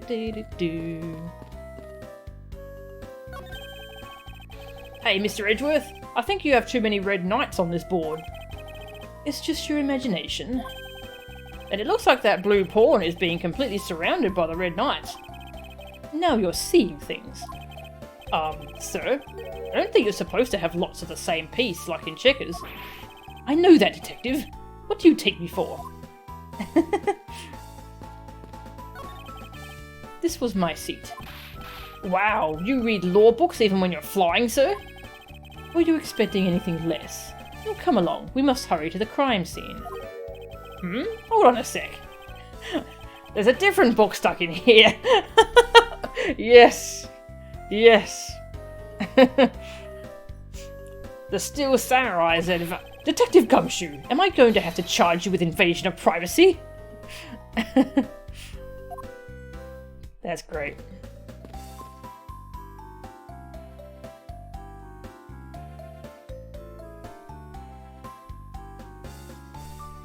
Yeah, I'm not sure where the saying "take a rain check" came from. It is a strange combination of words, isn't it? You called it. Yeah, you did, Tag. It refers to rain checks, which are things in the retail industry where you put an item on hold and pay for it and acquire it later. Okay. Is it like maybe a reference to saying rainy day? Like you're saving that item for a rainy day, maybe? The man in this seat was the one we saw earlier out in the airport lobby hyperventilating.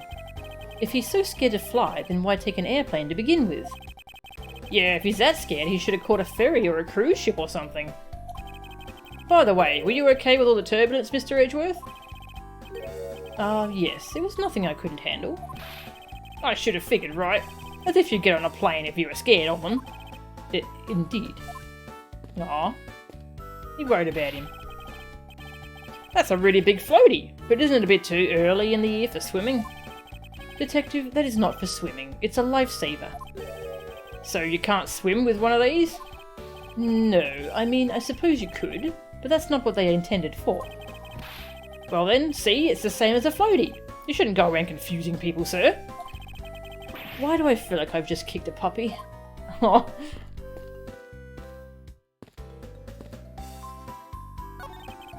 This was the victim's seat. His jacket's just lying there, and his spilled leftover coffee's still there too. I don't suppose anyone ever expects to die. I'm sorry for the late introduction. I am Miles Edgeworth, prosecutor. I believe one of the attendants asked you in my stead for permission to investigate. Ah yes, you must be the prosecutor Miss Mill was telling me about. I remember telling her you could investigate the in-flight shop, or something of the sort.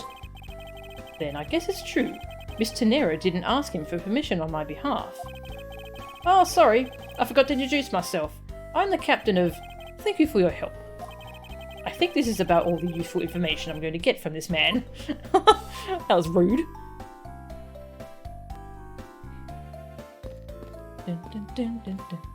I better not break this, you'll never hear the end of it. Hey, Mr. Edgeworth, this urn's got a seatbelt strapped tightly around it. It must be of great value to Mr. LeBlanc, then. Yeah, I guess if you don't want to churn your urn, then it's always best to buckle up. Churn your urn. Obviously. But did that have anything to do with the case, detective? Nobody gets my jokes. I got it, Gumshoe, I got it. But Mr. Edgeworth, What is this super expensive looking feast of Jurassic proportions?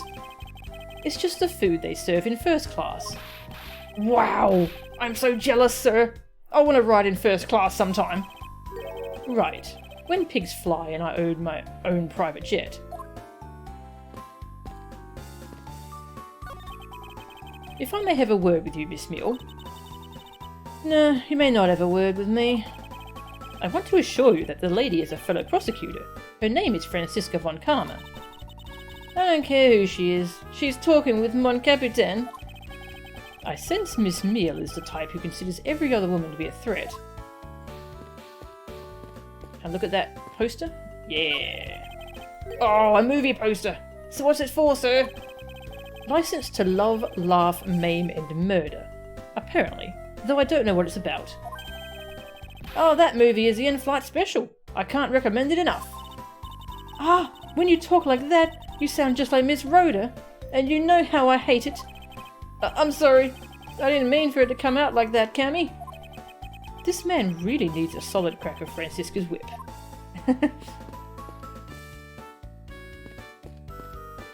Oh, we can go back out to the airport? Okay. Don't really need to.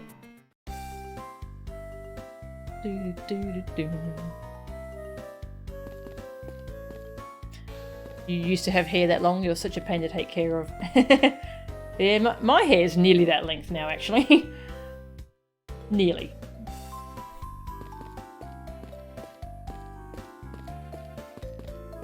You're surprised Gumshoe could even afford an economy plane ticket. Oh, he hasn't flown before, I think is what he said. When we were back off the plane. To my knees? No, it's first down to about the small of my back at the moment. Alright, this boarded. You, hurry and solve your murder! If you do not, how am I supposed to have my cargo returned to me? If you could please be patient just a little longer, Mr. LeBlanc. Hurry and solve it, like a strike of thunder. It's as fast as lightning, and believe me, if I could, I would. I've been told by Miss Von Karma that you can now enter the flight attendant's room. Please feel free to look around. Thank you. Now to unravel Miss Tenero's true intentions.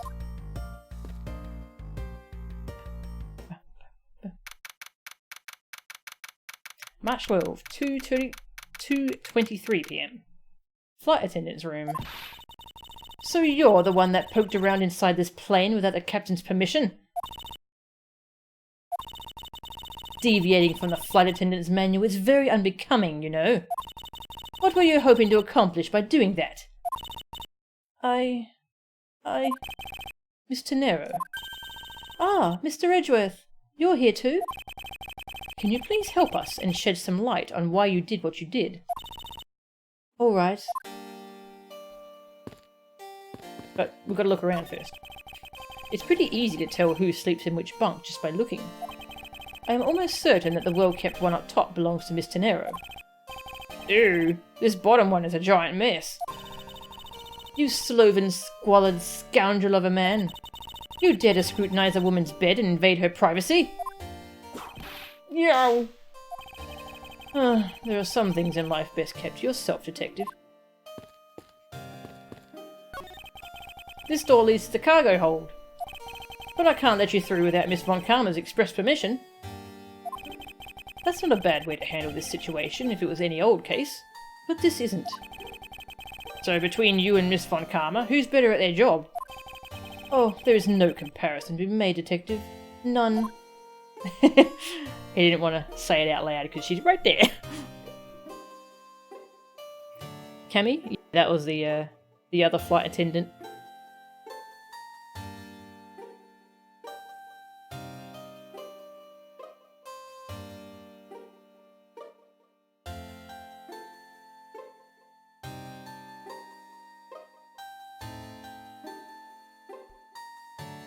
Yeah, this does feel weird.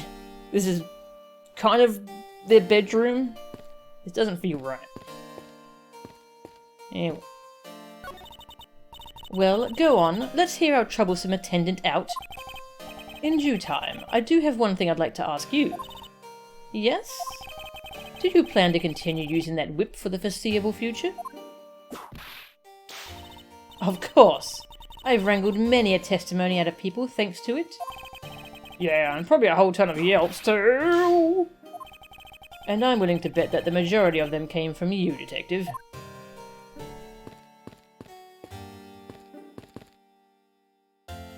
Oop, that's coming back out. Oh, oh yeah, it's probably a reference to Cammy from Street Fighter, isn't it?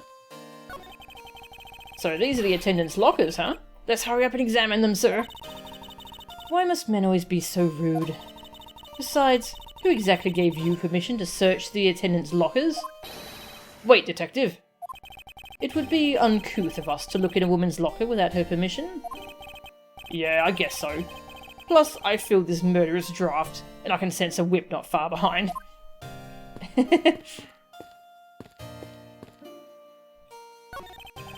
What is all this junk inside these boxes? There's no rhyme or reason to any of it. That's our lost and found, Mr. Edgeworth. Gold crowns and swords and necklaces. It's like a treasure trove in here, sir. The fact that these were left on the plane implies they were carried onto it to begin with. Something tells me it's time for iFly to send its metal detectors out for repairs. Yeah, that's a good point. You hate it when you lose your crown on your flight, yes. And what are inside these boxes?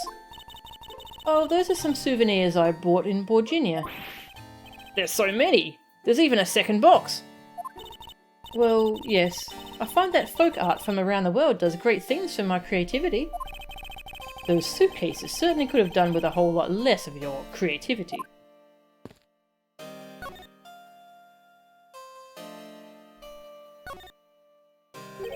Why did you lie about receiving the captain's permission like that? Because I didn't think I would be able to get his permission. What do you mean? The captain, he only has ears for Cammy. I spoke with the captain a little earlier myself. He definitely seems to be rather taken with Miss Meal. Yes, and on top of that, I had mistakenly accused Mr. Edgeworth of being the killer. I wanted to make amends. In that case, please allow me to thank you for what you did. Thanks to you, I was able to clear myself of all charges. Really? You were able to prove your innocence? Oh, thank goodness. Miss Tenero, is it? There is one more thing I'd like to ask you. You were in the in-flight shop just before the turbulence, weren't you? Please answer honestly. Yes, I was. And why were you there? Well, Why the sudden hesitation? Francisca seems to have struck a nerve. Check out my badge, by the way. I'm sorry, Mr. Edgeworth. I don't know how to answer you. As a professional flight attendant, I'm a failure. She must be worn out from the long questioning session she just went through. Oh, I feel bad for her.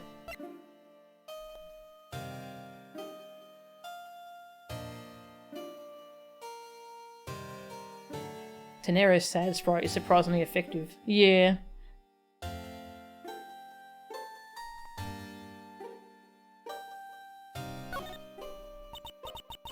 All I did was go check up on the shop like I always do. You're saying it was for work then? Yes. I'm in charge of the shop, so I have to keep an eye on it. I don't have any reason to go there otherwise. After your visit to the shop, you paid a visit to this room, correct? Yes, I came back to freshen up and adjust my makeup. I'm sorry, but there isn't much else to tell. Mr. Nero claims to have no reason other than duty to go to the shop. But is that all there is to it? Maybe I should ask her about that thing. Sure, I'll ask her about that thing. Ask her about the thing. Now let's ask her about the piggy bank. No? Okay. About the suitcase. If you could please take a look at this for me, Miss Tenero. Oh, that suitcase. Yes, about this suitcase. You were the one who designed it, correct? And I think I figured something else out about it. This suitcase is the reason you went to the shop, isn't it? There's nothing you won't find out eventually, is there? Won't you please tell me more about this suitcase? Yes, I was interested in seeing how the suitcase I had designed was selling. The suitcases I had designed were selling. I know that as a service professional I'm not supposed to care, but I really wanted to know. And I was glad to see that it was the last one there. Interesting. The last one there? So the other one was missing. Also, have you seen this cloth? Nope. Okay.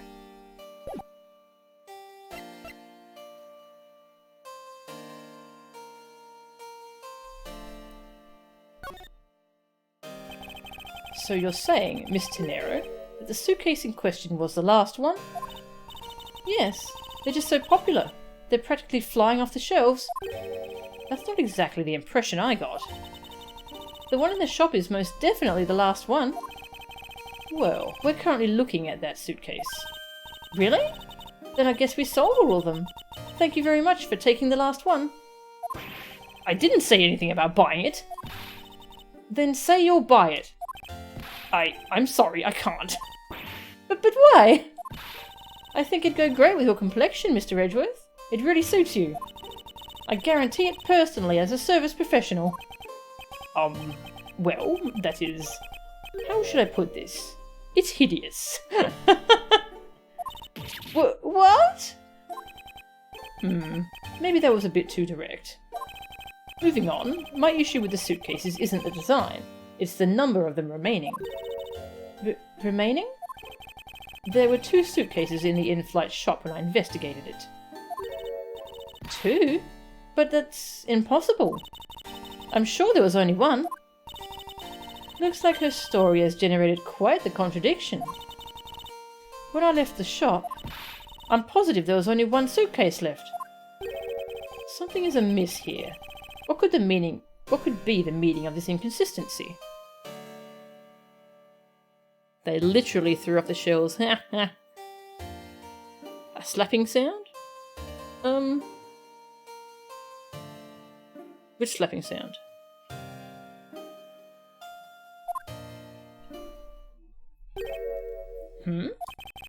By the way, Miss Tenero, what is one of those suitcases doing here? That's... I thought you said there was only 1 left. That one is, it's mine. I've used it for a very long time now. She's used it for a long time? I think not. Miss Tenero, I'd appreciate it if you wouldn't lie to me. Excuse me? I don't believe for even 1 second that you've used this for a very long time. What proves that this hasn't been used for nearly as long as Miss Tenero says? It's the price tag. But maybe it's this fire extinguisher? Simply by looking here, you can tell. Tell what by looking where? Please, a simple glance won't do. Look harder. I don't get it either, sir. Ah, then I suppose I have no choice but to explain to you once again. I suggest you take your own advice. A simple glance won't do, Miles Edgeworth. She just had to figure it out. There must be something that proves this suitcase is brand new. Yes, that's exactly what I need to do. The price tag. Edgeworth probably hates being controlled by me. It's funny because when you're controlling Nick and you just screw everything up, it seems like he's in character. Like he gets things wrong over and over and then kind of stumbles into the right answer. But for Edgeworth, it feels bad making him do the wrong thing. Tell me, Miss Tenero, is it also your habit to keep the price tag pristine on your suitcase? Oh! What is the meaning of this? Why would you lie about a suitcase? Despite having faith in her design sense, the sales numbers made her cry bitter tears. The truth is becoming increasingly clear to me. Miss Tenero, I think I understand. I know what you are trying to hide. Now then, this suitcase was originally in my save file. Ruta does kind of remind you of Chun-Li, now that you think about it. This is a Street Fighter game in disguise. Did something fall from my desk? I don't think so. No?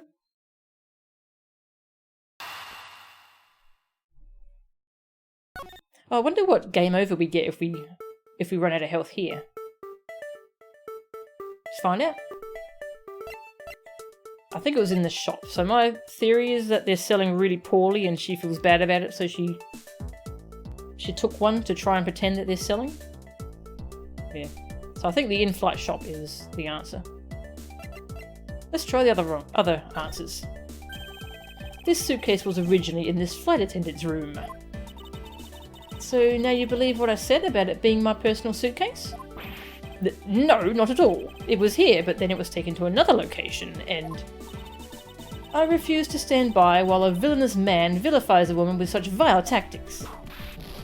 No, she's making me out to be some sort of supervillain. I need to rethink this. I have to figure out where this suitcase came from. It was in first class. It was originally in first class as part of a sales campaign. But the passengers were so engrossed in the movie that you brought it back. Here. And what does that have to do with the case? We should try to find that out. Isn't it our job to investigate these kinds of connections? Then investigate it by yourself on your own time. Ugh. I should probably rethink this. Alright, let's see what happens if we game over here. I want to know. Zavari, the truth has revealed itself to Edgeworth.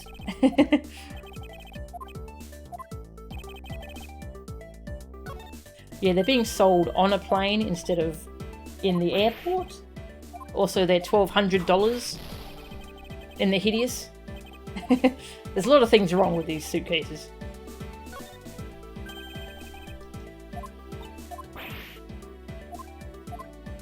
Oh, it's the same as the one I just got? Ah, okay. That's enough, Miles Edgeworth. I think we've heard plenty. How so? Ruta Tenero, I'm finding quite a few points in your story a bit hard to swallow. Why not come back to the precinct with me and let's talk it over again? Nice and slow. Oh, we got her arrested. Oh no. Okay, I kind of want to see what the game overs were in case 1.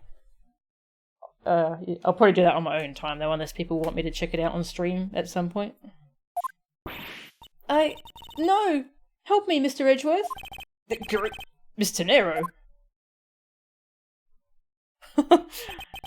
Miss Tenero was taken into custody under the pretense of a valuable witness. We got her arrested. Oh no. We can probably that means you can probably fail and have Gumshoe and Maggie both arrested in the case 1.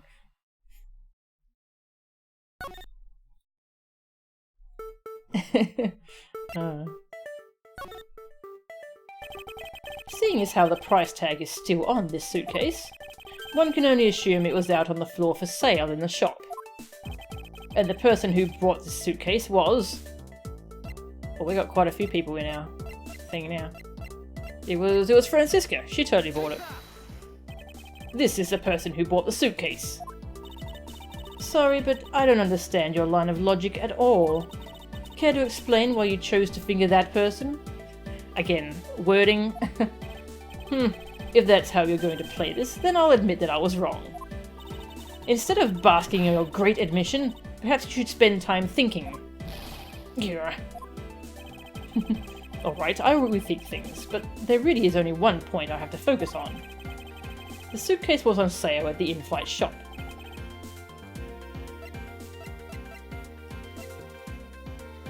Got a lot of profiles I haven't looked at yet. It was you, wasn't it, Mr. Nero? I hate to say this, but this suitcase that you designed, it hasn't sold very well, has it?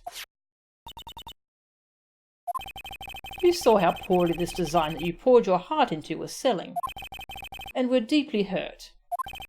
That's why you wanted to make it look like it was selling by buying it yourself. Isn't that right? Then, the reason you went to the shop and came back here was... I'm sorry. All I really have is my job. I was overjoyed when my design was chosen. I thought that maybe I had finally accomplished something. But the suitcases didn't sell. It's because of the design, isn't it? Or because it's, as you put it, hideous? I can't say they chose a great place in which to sell them either. We weren't selling a single one, and they were just sitting there collecting dust. I felt so bad seeing them there, day in and day out. So I decided to buy one for every flight I worked. Oh, that's a lot of money. You ate before the stream, but you're hungry again. One taco wasn't enough.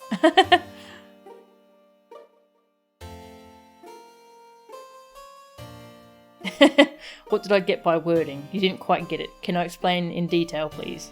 Nah. Nah. You buy one every single time you work a flight? I see. So in order to keep your resolution, you went and bought one today as well? Yes. And here is my receipt for that purchase. This receipt is clearly time-stamped. 5:40 AM. Suitcase receipt. Okay, so the other suitcase was missing at 5:40. The truth is, there's still a bunch of them left unsold. They're planning to scrap the remaining ones at the end of this flight. Mr. Nero, where are these other suitcases? They should all be down in the cargo hold.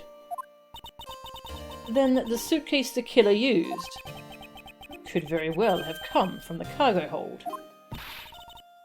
Mr. Edgeworth? You don't think that the killer used one of my suitcases to... Yes, I do. The killer used one of your beloved suitcases to move the victim's body. Ah! How could they? Those suitcases were meant to be faithful partners to our passengers on their trips. That's all I ever wished for them to be. Mr. Nero, is there any other way to get to the cargo hold other than the elevator? The only other way is just through that door there.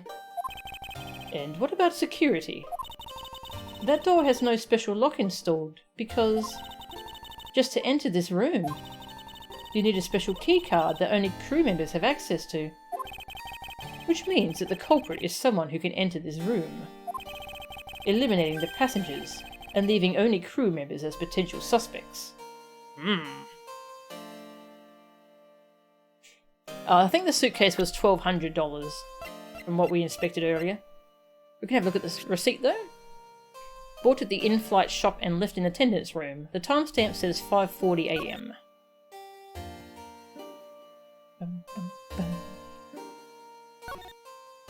Yep, $1,200. Just as Mr. Nero said, the timestamp says she bought the suitcase at 5:40 AM.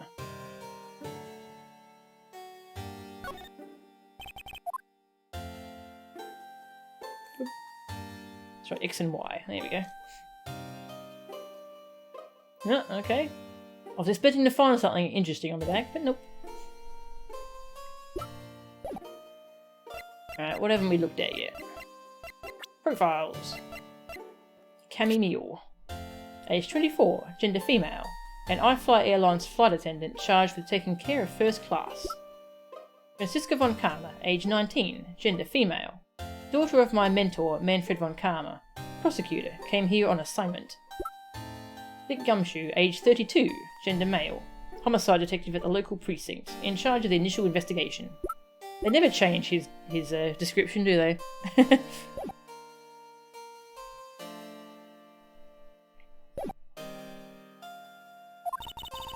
I can't believe it. Yes, Franziska. Going on these wild goose chases, You're a disgrace to the Von Karma name. And what do you mean by that? The suitcase came from the cargo hold. That fact alone tells the whole story.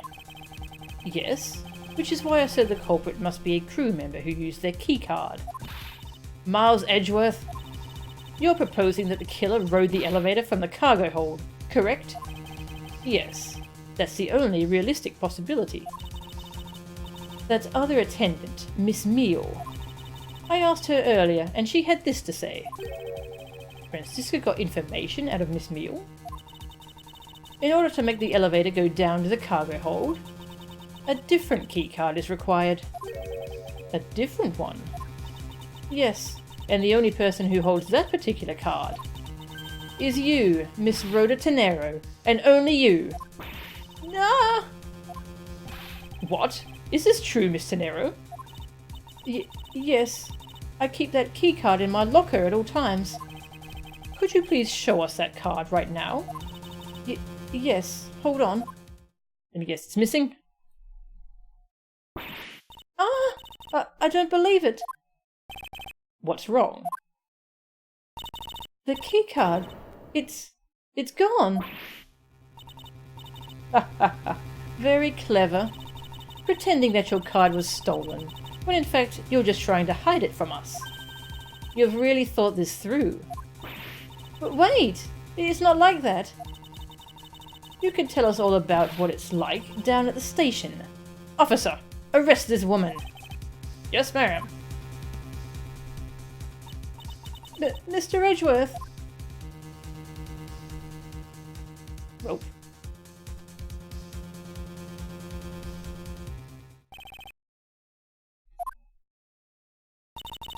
What's wrong? There's disbelief written all over your face. Francisca, I know that you are the lead investigator on this case. However, hold it! Don't even think about wasting any more of my time.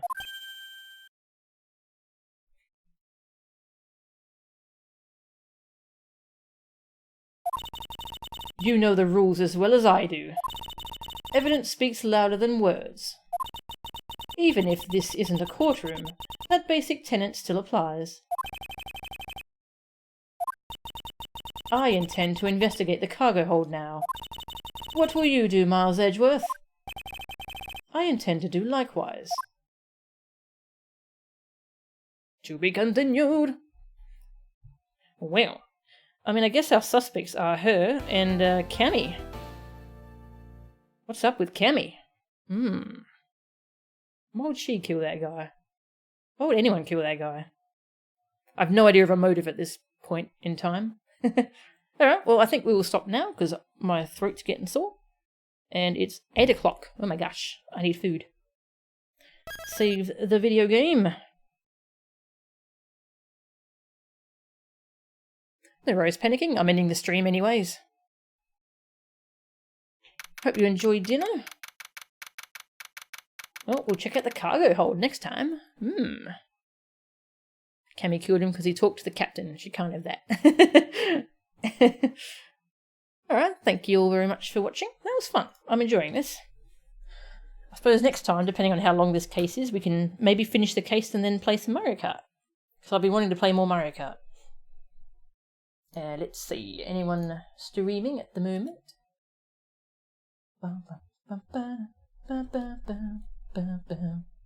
Alright, we got I At Your Pie, who's talking about NZXT. It's a sponsored stream about buying PCs.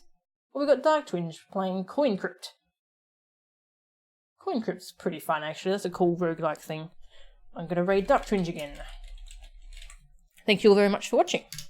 I shall see you next time. See yous.